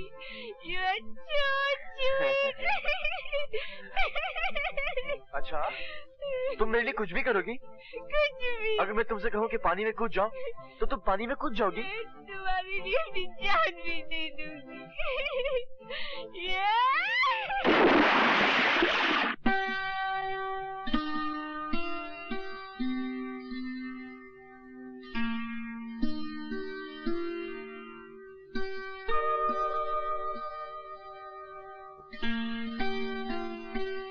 मैं कहाँ हूँ और क्या हुआ? तुम एक डाक बंगले के अंदर हो, और जो कुछ भी हुआ उसके बारे में कहते हुए मुझे शर्म आती है। फिर भी बताओ तो सही। तुम्हें बियर नहीं पीनी चाहिए थी, तुम बहुत नशे में थी। मैं तुम्हें पानी में से उठा के लेके आया हूँ। तुम कहने लगी कि हमारे बीच कोई दीवार नहीं होनी चाहिए। मैंने कहा बिल्कुल ठीक है। फिर तुम अपने कपड़े उतारने लगी। मैंने कहा ये दीवार नहीं, ये तुम्हारी ड्रेस है। शट अप, मैं कुछ नहीं सुनना चाहती। फिर क्या हुआ? फिर तुम मेरे कपड़े उतारने लगी। Shut up. सच सच बताओ ना, फिर क्या हुआ? फिर वो हुआ जो शादी के बाद होना चाहिए था। इसलिए बेहतर यही होगा कि हम किसी मंदिर में जाएं और फौरन शादी कर लें। नहीं वासु, मैं अपनी नजरों से गिर चुकी हूँ। मैं मर जाऊंगी। मैं इस बेशर्मी को नहीं बर्दाश्त कर सकूंगी। मैं खुदकुशी कर लूंगी। पायल, पायल, पायल, मैं तो मजाक कर रहा था। कोई आदमी भला अपने ही घर में चोरी करता है क्या? इतना घटिया मजाक मैं तुम्हारी शक्ल भी देखना नहीं चाहती। हाँ? अरे बाप रे। बहुत खूब योर ऑनर। मतलब ये कि अपनी प्राइम विटनेस यानी अपनी इकलौती विटनेस को ये लोग लोकेट करने की कोशिश कर रहे हैं, मगर मैं तो ये कहूंगा कि ये विटनेस लोकेट हो ही नहीं पाएगी, क्योंकि ये बलात्कार हुआ ही नहीं। ये झूठा मुकदमा तो सिर्फ धीरेन्द्र ठाकुर को बदनाम करने के लिए किया जा रहा है। और रही इस सती सावित्री की बात, तो उसका पता तो बहुत से लोगों के पास होगा। आई सबमिट योर ऑनर कि जब तक ये औरत इस अदालत में पेश नहीं की जाती, मैं ये मानने को तैयार नहीं कि ये बलात्कार हुआ, और मेरी गुजारिश है कि इस मुकदमे को खारिज कर दिया जाए। मैं सरकार को 10 दिन की मोहलत देता हूँ। अगर अगली तारीख पर उस औरत को अदालत में ना पेश किया गया तो मैं ये मुकदमा डिसमिस कर दूंगा। Fantastic sir. मुकदमा ऐसे जीता जाता है। वासु, तुम्हारे गर्लफ्रेंड की फोटो तो बहुत अच्छी आई है, लेकिन उसके साथ तुम्हारे कैमरे ने एक कत्ल को भी रिकॉर्ड कर लिया है। क्या मतलब? इस फोटो में एक आदमी एक लड़की का गला दबा रहा है? और इस फोटो में उसी लाश को गाड़ी में रख रहा है। और ये तो धीरेन ठाकुर है। ठीक। मिस्टर गुजराल से, अरे मिस्टर गुजराल से उस दिन कोर्ट में डिफेंड कर रहे थे। इसका मतलब ये? जी हाँ। अरे वासु, तू यहाँ? आज तो रास्ता कैसे भूल गए? तेरे बगैर घर बड़ा सुना लगता है। दिल में तो रहता हूँ ना। माँ बैठ, ये ले फोटोग्राफ। मिस्टर गुजराल को देना और उनसे कहना कि धीरेन ठाकुर जैसे कमीने इंसानों का केस ना लिया करें। क्या बात क्या है? वो जो फोटोग्राफ देखेंगे ना तो खुद समझ आएंगे कि सच्चाई क्या है। झूठ मत बोलिए। ये तस्वीर देखी आपने? अब मेरी बात सुनिए, मैं कोई धर्मात्मा नहीं हूँ, मगर ऐसे गंदे केसेस मैं कभी नहीं देता। मगर चूंकि मैं आपका वकील रह चुका हूँ, मैं फीस लिए बिना आपको एक मशवरा दूंगा। आप इकबाल जुर्म कर लीजिए। फॉर ए चेंज सच बोल जाइए, तो हो सकता है कि फांसी की जगह आपको उम्र कैद हो जाए। मैं आपको 24 घंटे की मोहलत देता हूँ। तब तक आपने इकबाल जुर्म नहीं किया तो मैं इस तस्वीर का नेगेटिव खुद पुलिस के हवाले कर दूंगा, समझे? आज आपने मेरी आंखें खोल दी गुजराल साहब। मैं तो इस योग्य भी नहीं कि मनुष्य कहा जाऊं। जानवरों में मुझे फांसी की सजा मिलनी चाहिए। मुझे 24 घंटे की मोहलत मत दीजिए गुजराल साहब। मुझे अभी पुलिस स्टेशन ले चलिए ताकि वहां जाके मैं अपना कन्फेशन कर लूं। हो सकता है 24 घंटे के भीतर मेरे अंदर का राक्षस जाग बैठे और मुझे फिर से बहका दे। मैं आपके आगे हाथ जोड़ता हूं गुजराल साहब, मुझे अभी ले चलिए और अपने सामने इकबाल जुर्म करवा दीजिए। मैं आपका ये एहसान नई जिंदगी में भूलूंगा ना अगले जन्म में। गुजराल साहब प्लीज प्लीज मुझे ले चलिए। ठीक है, चलता हूँ। मैं तो उस आदमी का भी शुक्रिया अदा करना चाहूंगा जिसने आपको ये तस्वीरें दी। कौन है वो देवता? Vasudev. Hello hello Mrs Gujral, मैं धीरेन ठाकुर बोल रहा हूँ। आपके पति परमेश्वर इस वक्त मेरे कब्जे में है और मेरे कुछ नेगेटिव आपके चहेते बेटे वासुदेव गुजराल के पास है। अगर आप अपने पति की खैरियत चाहती हैं तो वो नेगेटिव्स अपने बेटे के हाथ मुकेश मिल भेज दीजिए, समझी? हाँ, एक बात और सुनिए, पुलिस को इन्फॉर्म करने की बेवकूफी मत कीजिएगा। हो सकता है कि मुझे जेल हो जाए, हो सकता है कि मुझे फांसी भी हो जाए। मैं आपके हाथ सिर्फ आपके पति की लाश आएगी।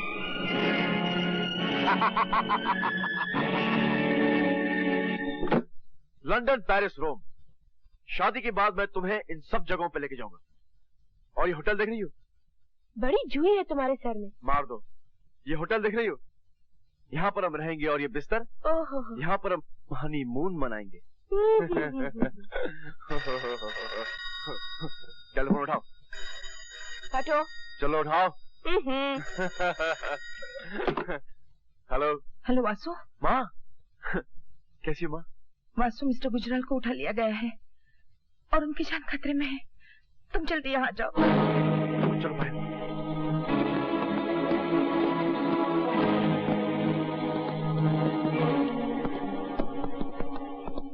मिस्टर गुजराल किडनैप हो गए? हाँ। मगर क्यों? उन लोगों ने मुझे धमकी दी है कि वो तुम्हारे वाले नेगेटिव और उसके सारे प्रिंट्स अगर उन्हें नहीं दिए गए तो वो। रोइए मत मामी, किसी को मार डालना खिलवाड़ थोड़ी है। खिलवाड़ है पायल, मगर तू रो मत माँ। मैं मिस्टर गुजराल को बचाकर तेरे पास ले आने का वादा करके जा रहा हूँ। और जब भी बेटा अपनी माँ से वादा करता है तो उसे पूरा करता है, या फिर उस वादे को निभाने की कोशिश में मर जाता है। आओ पायल।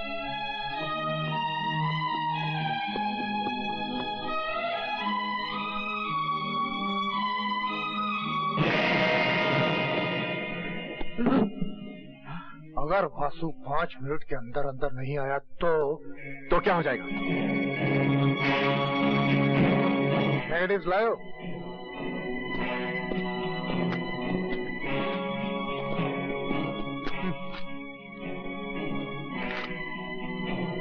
ये क्या है? इस कागज से अपना काला मुंह साफ कर।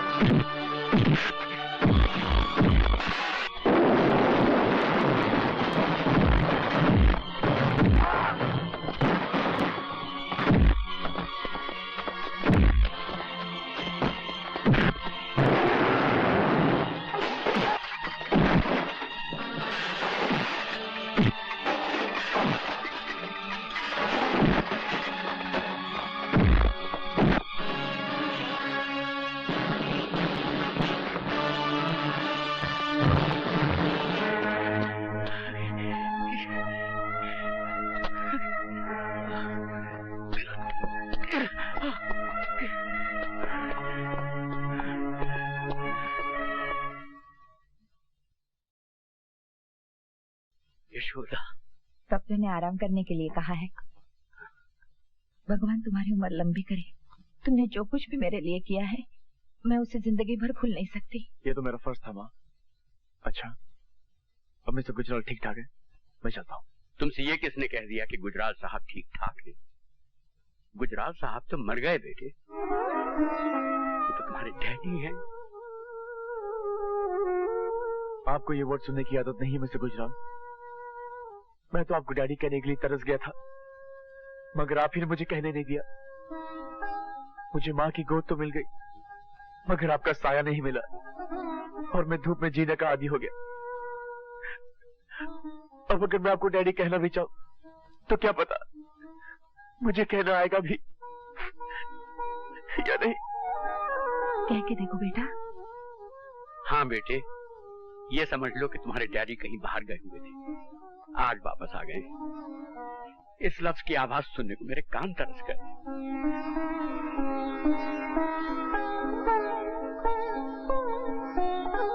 ठीक है बेटे, ये सेल्फ सेंटर्ड बुढ़ा इसी लायक है। दे दो तुम मुझे सजा, जो चाहे दे दो सजा। डैडी,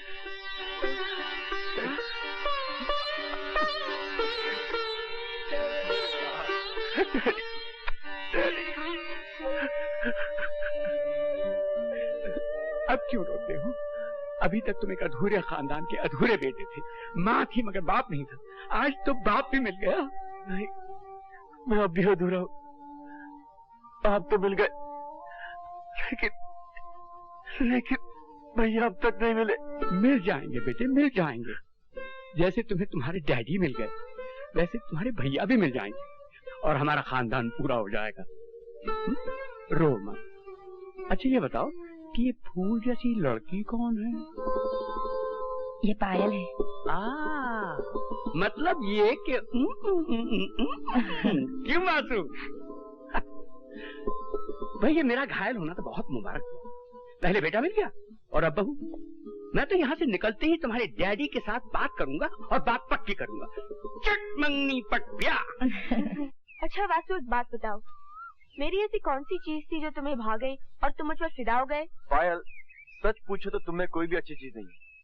न जाने मैं तुम्हें अपना दिल क्यों दे बैठा। अगर ऐसी बात है तो मैं तुम्हारी शक्ल नहीं देखूंगी। अरे भड़को नहीं। अब मैं सोचता हूँ तो महसूस करता हूँ कि तुम्हारी काफी चीजें अच्छी हैं।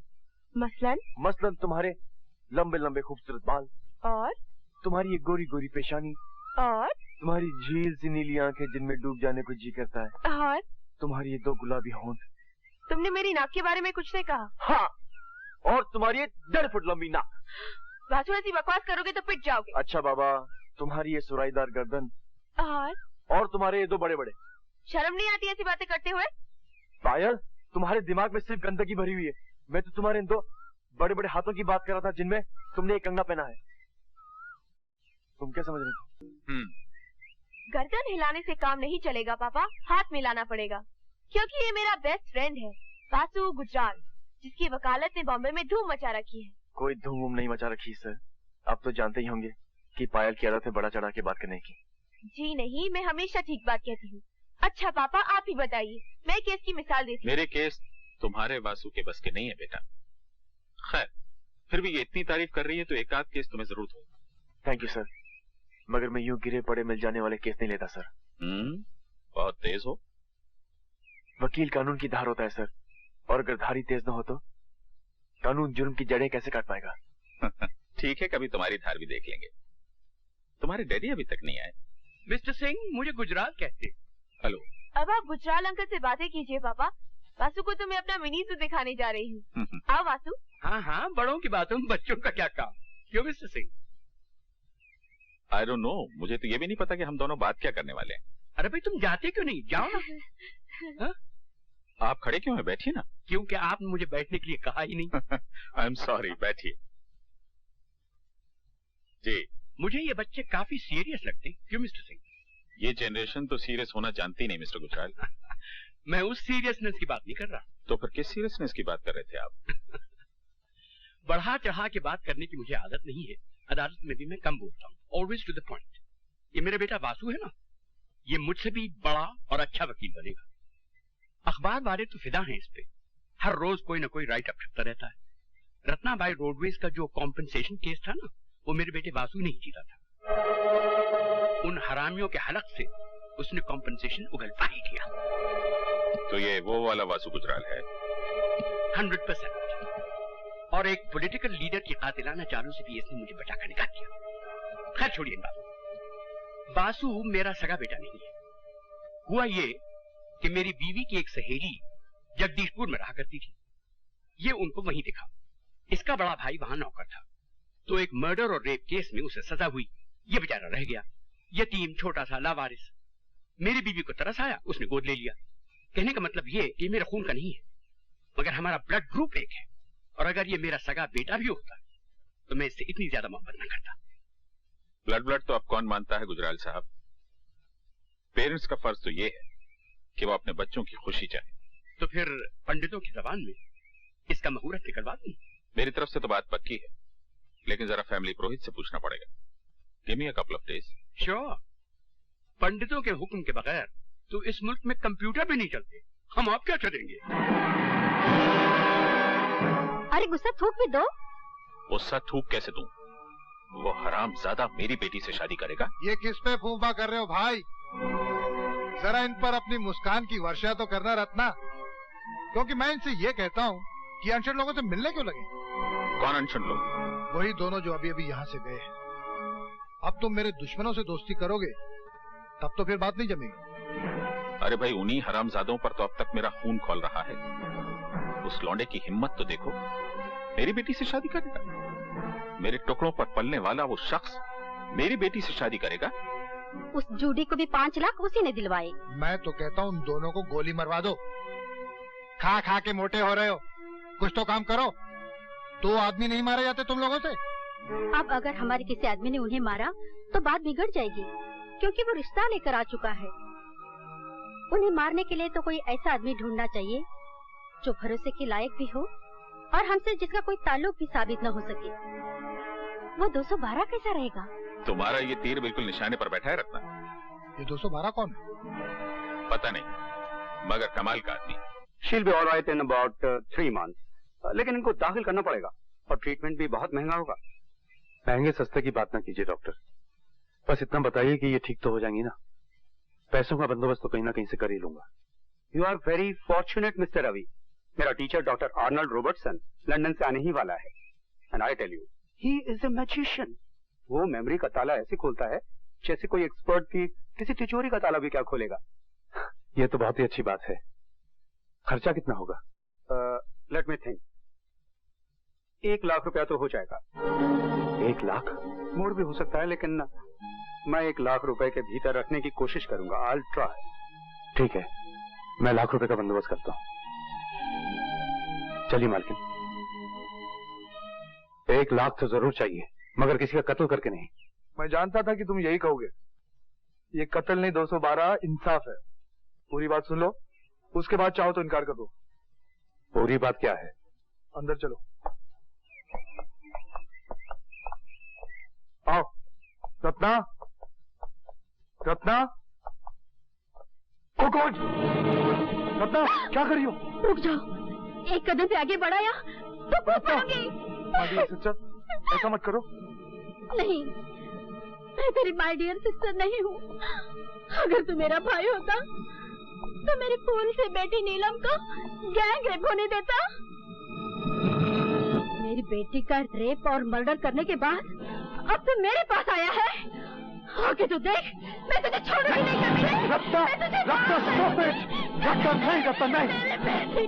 ये हमारे नीलम का कातिल नहीं है। ये तो उसका बदला लेगा। क्या तुम उसे मार डालोगे जिसने मेरे बेटे का रेप किया था?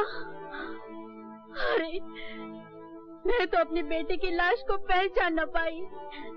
सूरत बिगाड़ दी थी कमीनों ने। मेरी बेटी रोज मेरे सपने में आती है और कहती है, मम्मी डार्लिंग, वो बॉस्टन अभी तक जिंदा है, वो तुमको भी नहीं छोड़ेगा। तो मेरे पास आ जाओ मम्मी।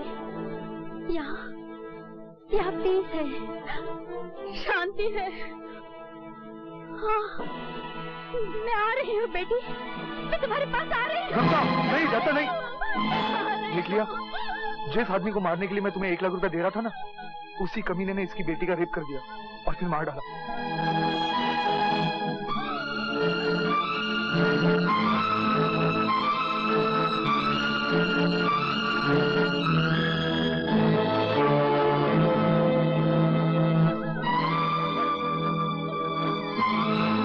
अब भी अगर तुम कत्ल नहीं कर सकते तो ठीक है।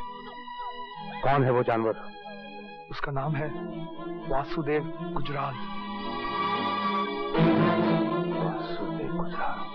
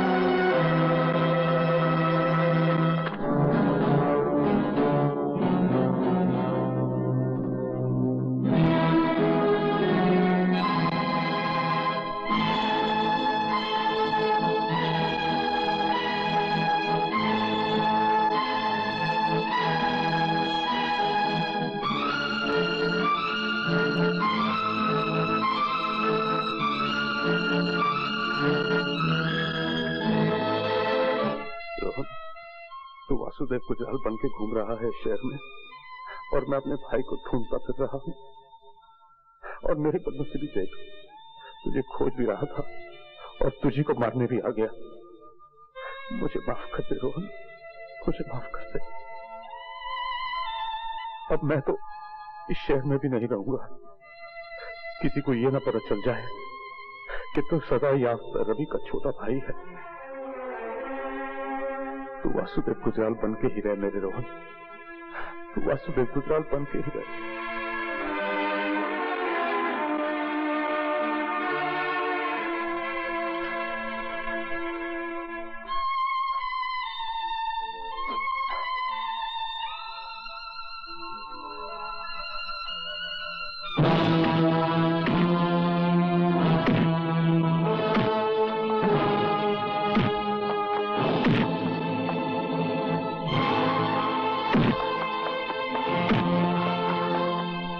ये क्या हो रहा है? कहाँ है? इतना अंधेरा क्यों है? अरे मेन स्विच ऑफ कर दिया किसी ने।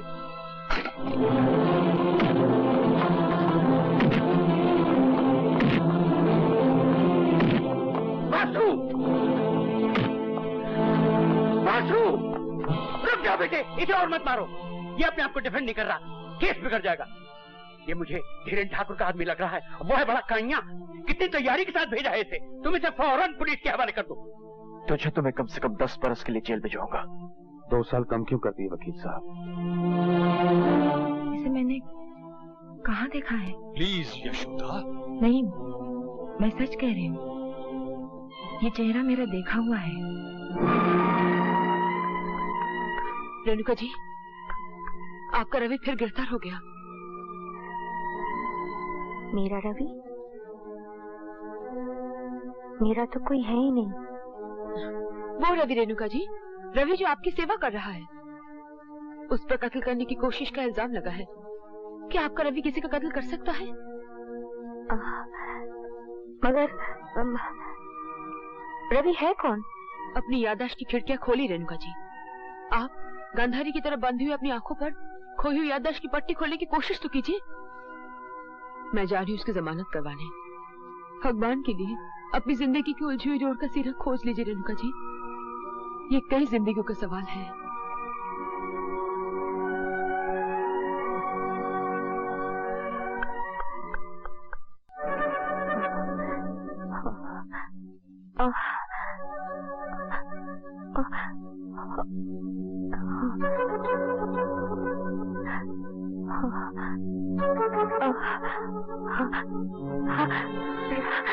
रवि, रवि, मुझे उसकी सूरत कुछ देखी देखी से क्यों लगी?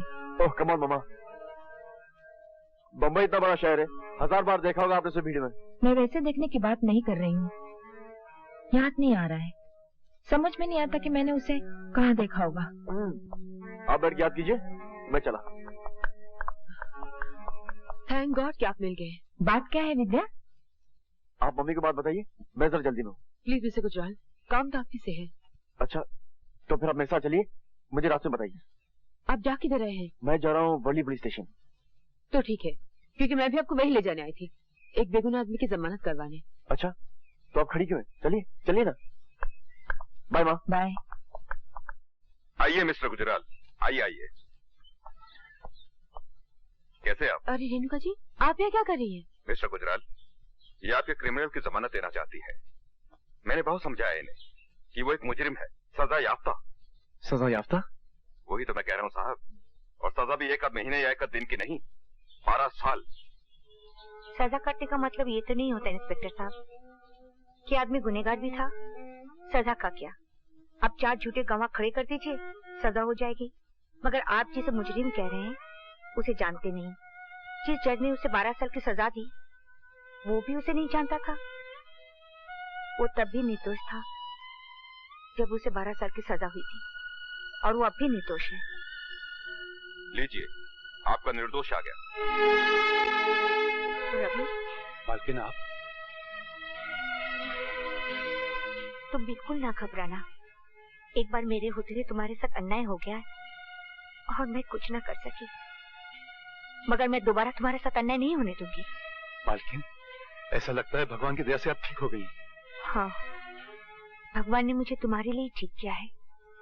जो मैं ना ठीक होती तो तुम्हें उस जमानत का पता कौन बताता जो मेरे पास थी। अब तो आप ठीक हो गई ना मालकिन? हाँ। आराम से पूछ लूंगा, जल्दी क्या है? हाँ। और मैं जमानत की कसम खा के कहता हूँ कि आज तक मैंने कभी ये नहीं सोचा कि आपने मेरी अमानत का ख्याल नहीं रखा होगा। जब आपको कुछ याद भी नहीं था तब भी मैं ये जानता था कि आपने मेरी चीज किसी अच्छी जगह रखी हो। पर बस बस, अब आप कुछ मत बोलिए मालकिन।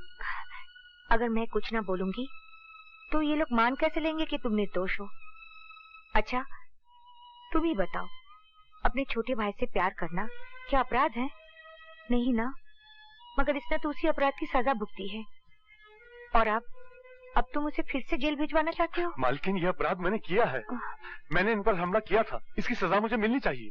लेकिन तुम मुझे जानते भी नहीं, न मेरी तुम्हारी दोस्ती न दुश्मनी, फिर तुमने मुझ पर कातलाना हमला क्यों किया? ये सब छोड़ो भैया, मैंने तुम पर हमला किया था ना, तुम ऐसा करो, मुझे जेल नहीं फांसी पर चढ़वा दो। अरे कैसे फांसी पर चढ़ा देंगे? अरे भाई तुम लोग इधर उधर की बात मत करो। मुझे लगता है तुम अपने उस भाई के बारे में जानना ही नहीं चाहते हो जो भाई। हाँ तुम ही बताओ मैं कैसे चुप रहूंगी? इसके भाई का पता मेरे सिवा कोई जानता ही नहीं। अगर तुम्हें सुनना नहीं है तो मत सुनो, मगर मैं बताने जा रही हूँ। मालकिन तुम चुप रहो। तुम्हें मेरी सहेली मिसेस यशोदा गुजराल तो याद है ना? मिसेस यशोदा गुजराल। मैंने रोहन को उन्हीं के हवाले कर दिया था। बेटा बनाकर पाला होगा उसको मेरी यशोदा ने। अब तो वो इतना बड़ा हो गया होगा कि अगर वो हमारे सामने बैठा हो तभी ना उसे तुम पहचान पाओगे, नहीं मैं। मुझे पूरा यकीन है यशोदा ने उसे जरूर वकील बनाया होगा, क्योंकि मैंने उसे बता दिया था कि तुम रोहन को वकील बनाना चाहते हो। Mister Rohan Yadav, advocate. मगर मैंने उस बाल गोपाल का नाम वासुदेव गुजराल रखा है रेणुका।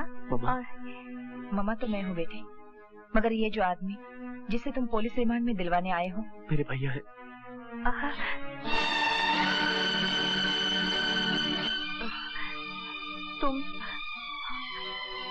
तुम रोहन हो? अरे मेरे पैर नहीं, पाँव छू रवि के, जिन पैर पर जेल की 12 वर्ष की धूल है। नहीं नहीं नहीं नहीं, ये दोनों देवियां झूठ बोल रही हैं। मैं वो रवि यादव नहीं हूँ।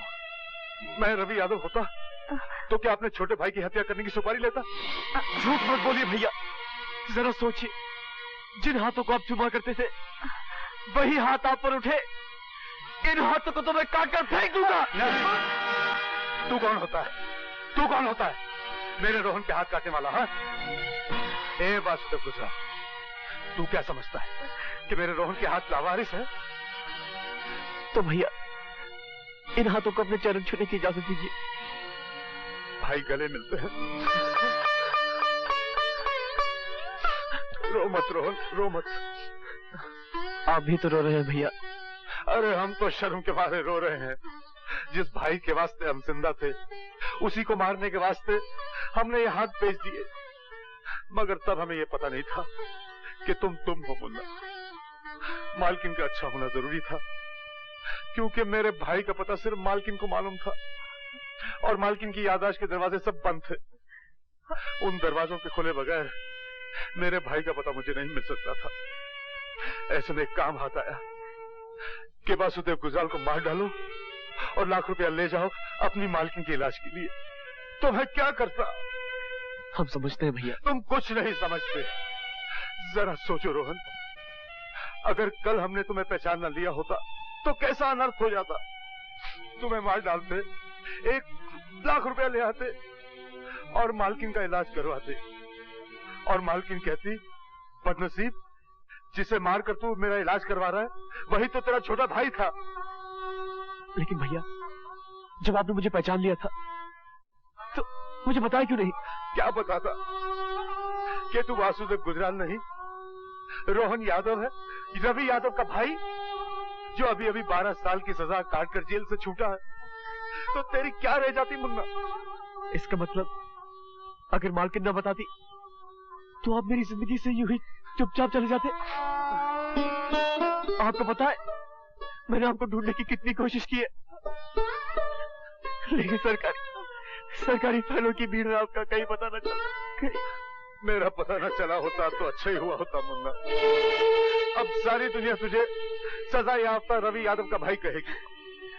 भैया आप तो सजा काट कर देवता बन गए, लेकिन मुझे छोटा भाई बनकर आदमी तो बन जाने दीजिए।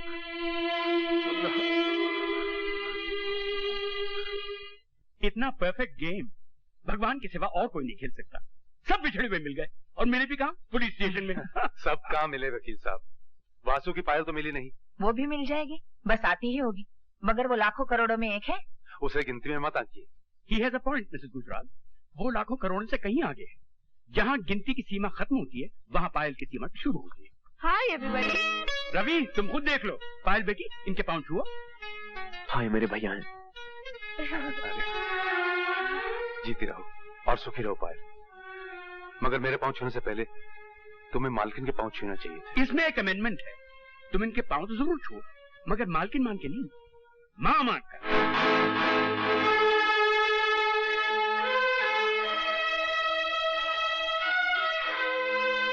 हाँ बेटी, ये जो मेरी रेणुका है ना, वो रवि के मालकिन तो जरूर है, मगर तेरी माँ है बेटी। मेरी माँ?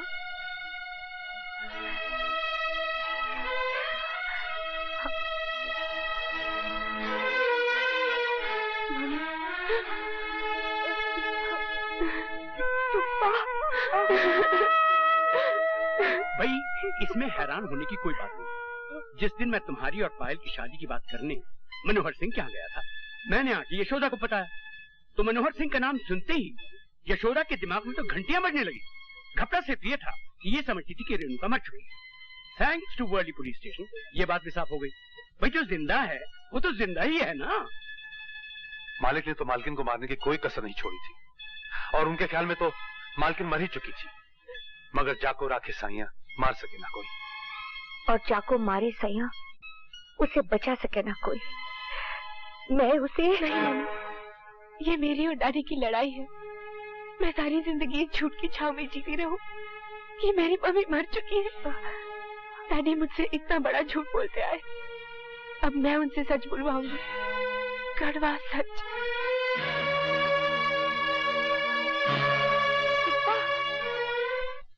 आप उस लड़के को इतना आसान समझने की भूल न कीजिए सिंह साहब, वो आपके हलक में कांटा बन के अटक भी सकता है।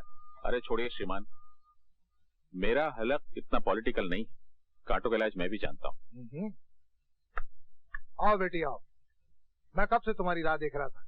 कहाँ चली गई थी तुम? एक्सक्यूज मी अंकल, मगर पहले मुझे पापा से ये पूछ लेने दीजिए कि मेरी मम्मी कहाँ चली गई। तुम्हारी मम्मी? उनकी तो परसों पहले एक एक्सीडेंट में डेथ हो चुकी बेटे। मगर तुम्हें आज इस तरह एकाएक उनका ख्याल क्यों आ गया बेटी? क्योंकि मैं अभी अभी से मिलकर सीधी यहाँ चली आ रही हूँ अंकल। पता नहीं तुम्हें किसी ने किससे मिला दिया। तुम्हारी मम्मी कब तक झूठ बोलेगा पापा? आपने उन्हें मारना चाहा, ये सच है, मगर वो बच गई, ये भी सच है। किसी ने यकीनन तुम्हारे कान भरे। एक्टिंग मत कीजिए पापा, मैं इस ड्रामे के हर कैरेक्टर से मिल चुकी हूँ। आपने एक बेगुनाह आदमी की जिंदगी बर्बाद कर दी और वो बेगुनाह आदमी 12 वर्ष जेल में सड़ाया गया। कौन बेगुनाह आदमी? रवि यादव। इन्होंने उस फरिश्ते पर रेप और मर्डर का केस चलवाया अंकल। शेम ऑन यू पापा। और आपकी इस चाल ने बेचारे रोहन की जिंदगी की जड़ें उखाड़कर एक तरफ फेंक दी। वो तो उसकी किस्मत अच्छी थी कि उसे मिसेस गुजराल की प्यार की जमीन मिल गई और उसकी जिंदगी ने फिर जड़ पकड़ ली। आप मेरी मम्मी, रवि भैया और रोहन का कर्ज कैसे उतारेंगे पापा? कैसे उतारेंगे? आप इंसान नहीं है। अगर आप रवि भैया रोहन की जिंदगी तबाह कर सकते हैं, अगर आप मेरी मम्मी को कत्ल करने की साजिश कर सकते हैं, तो अगर आपकी बेटी आपके राह में आए तो आप उसे भी हटा देंगे। ये मैं क्या सुन रहा हूँ मनोहर सिंह?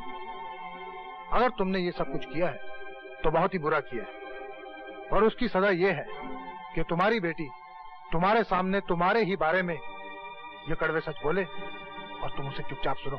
बोलिए पापा। देखो बेटी, तुम लीपापोती मत करो मनोहर सिंह। अगर तुम्हारे अंदर का आदमी जिंदा है तो इन पापों का प्रायश्चित करो। फोन उठाकर वासु का नंबर लगाओ और उसी से अपना कन्फेशन लिखाओ। तुम फोन करके वासु को बुलाओ बेटी। क्या पापा कन्फेस करेंगे अंकल? करेंगे कैसे नहीं? कहते क्यों नहीं पायल से कि फोन करके वासु को बुलाए? बुला लो बेटी।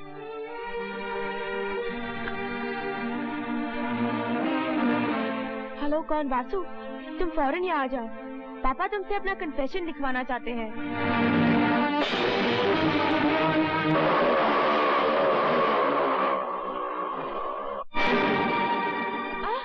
पापा, ये आप क्या कर रहे हैं? पापा!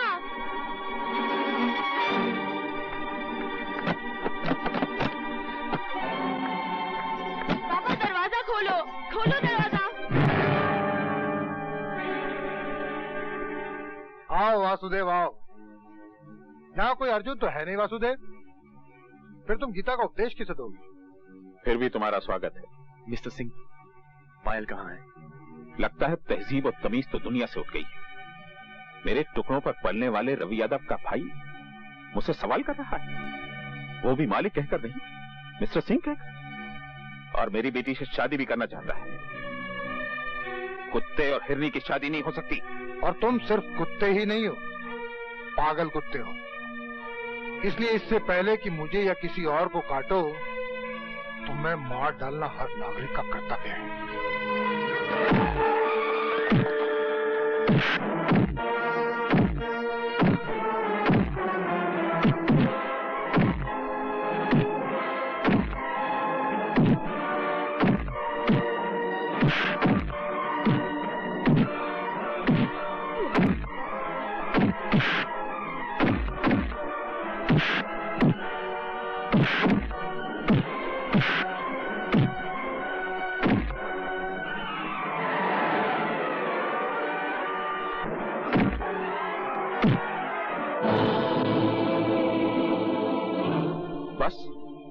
फुग्गे की हवा निकल गई, लेकिन मैं सिर्फ तेरी जान लेना नहीं चाहता। मैं ये चाहता हूं कि तू तड़प तड़प कर मरे।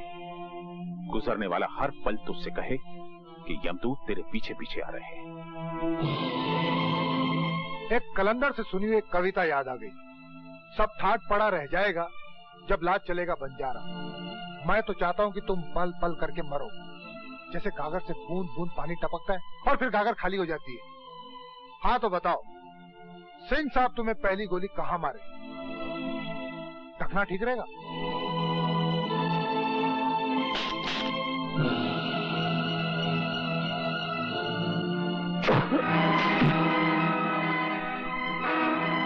आप भी आ गए? नहीं आप नहीं, तुम भी आ गए। नहीं तुम भी नहीं, तू भी आ गया। तुम्हें मारने के लिए मुझे तो आना ही था। तुम पर बहुत सारे कर्ज हैं मनोहर सिंह। तुमने मेरी मालकिन को कत्ल करवाने की कोशिश की। तुम्हारी वजह से ये दर बदर हुई और एक शून्य में जीती रही। तुम्हारी वजह से मैंने 12 साल की जेल काटी और तुम्हारी वजह से मैंने अपने भाई के कत्ल की सुपारी ली। तुम्हारे पास जिंदगी भी एक है और मौत भी एक है। कैसे उतारोगे इतने सारे कर्ज? देखो तुम्हारे सारे कर्ज खुआ खड़े हैं। जिंदगी में पहली बार बगैर कोई फीस लिए मैं तुम्हें कुछ लीगल एडवाइस दे रहा हूं। जी चाहे तो मान लेना। तुमने कभी ना कभी हम सबको घायल किया है, हमें नहीं तो उन्हें जिन्हें हम चाहते हैं। इसलिए तुम हम सब के मुजरिम हो mister Singh. Now give the law chance, कानून को मौका दो एंड सरेंडर। सरेंडर? मैं? तुम तो बड़े बेवकूफ निकले मिस्टर गुजराल। लगता है कि दुप्पल में वकालत चलाई है। मैं अकेला दिखाई दे रहा हूं तो तुमने मान भी लिया कि मैं अकेला हूं। मेरे पास सिर्फ ये 2 ही हाथ नहीं है मिस्टर गुजराल, मेरे पास सैकड़ों हाथ है।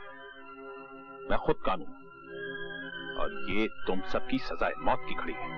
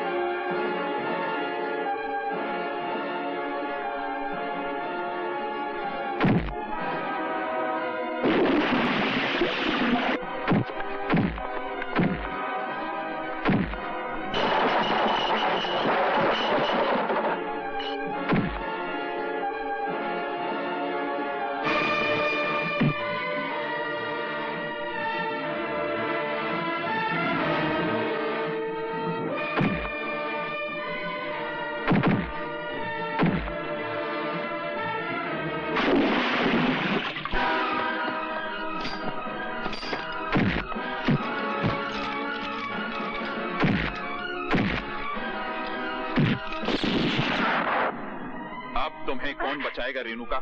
मालकिन को मैं बचाऊंगा मनोहर सिंह।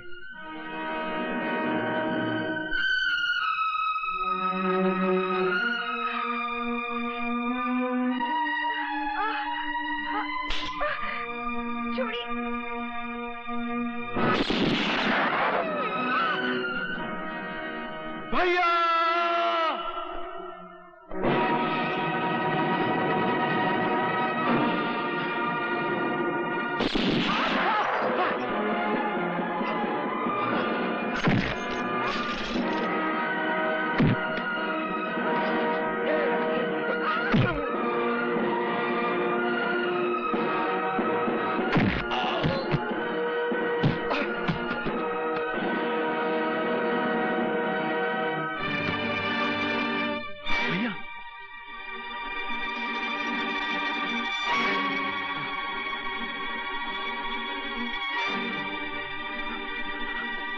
तुम्हें कौन बचाएगा? हाँ नहीं मालकिन नहीं, गोली मत चलाइए। इसकी सिफारिश मत करो तुम। ये घायल सांप है, पलट कर हमला करेगा। इसका मर जाना ठीक है। मालकिन ये तो आपके पति हैं। तभी तो मैं इसे अपने हाथों से मारना चाहती हूँ। इसकी विधवा कहलाने से भी मेरा अपमान ही होगा, मगर वो अपमान इसकी पत्नी कहलाने से बहुत छोटा होगा। जरा सोचो तो, ये वो है जिसने अग्नि को साक्षी मानकर मेरे मान सम्मान और मेरे जीवन की रक्षा करने की शपथ ली थी। मगर वो तो सब ठीक है मालकिन, लेकिन आप तो नारी हैं और नारी पृथ्वी होती है मालकिन। जीवन के अनुकूल की रक्षा करने वाली, जीवन के अनुकूल को पालने वाली, जिनाने वाली। अगर नारी जीवन की रक्षा करना छोड़ दे मालकिन, तो मानव जाति का कोई भी भविष्य नहीं रह जाएगा। इस आदमी को जिंदा रहने दीजिए मालकिन। इसका दंड यही होगा कि ये जिए, जीवन का पल पल मौत से भी ज्यादा जहरीला हो, ज्यादा कड़वा हो। ये तो मिलन की घड़ी है मालकिन। इस क्षण के माथे पर इसके मैले खून का तिलक मत लगाइए, मत लगाइए मालकिन। रवि, हथकड़ी लगाओ। चलो। रवि, मैं डॉक्टर को बुला रहा हूँ। नहीं नहीं वकील साहब, मेरा डॉक्टर मेरे पास है। रोहन मेरा डॉक्टर है और पायल मेरी दवा। तुम दोनों एक साथ कितने अच्छे लगते हो। विद्या, गुजराल साहब के पास यशोदा मैया है, मालकिन के पास उनकी यादें, लेकिन तुम अकेली रह गई हो। जिंदगी की उलझन में मैं तुम्हें यह बता ही नहीं पाया कि मेरी आत्मा सिंदूर लिए तुम्हारी मांग ढूंढ रही है। मैं तुम्हें वचन देता हूं, तुम्हारी मांग भरने के लिए मैं फिर जन्म लूंगा। मुझे छोड़ के मत जाओ भैया। रोहन, मैं तुम्हें छोड़ के नहीं जा रहा हूं। तू तो मेरी जान है। मैं रोज सूरज के साथ ये देखने के लिए आऊंगा कि तू कैसा है। मैं चांद के साथ रोज तेरे कमरे में झांकने के लिए आऊंगा कि तू ठीक से सोया है या नहीं। मैं तो सिर्फ विधाता का शुक्रिया अदा करने जा रहा हूं। मैं फिर लौट के आऊंगा पायल की गोद में मालकिन का दुलार पाने के लिए, यशोदा मैया का आशीर्वाद लेने के लिए। रो मत रोहन, तो मुस्कुराते हुए बहुत अच्छा लगता है। मैंने भगवान का तो कभी दर्शन नहीं किया भैया, लेकिन अगर उन्हें कहीं देख लिया तो फौरन पहचान जाऊंगा, क्योंकि वो आप ही जैसे होंगे। भगवान को तो मैंने भी आज तक नहीं देखा। अब शायद आंखें बंद करूं तो दर्शन हो जाए।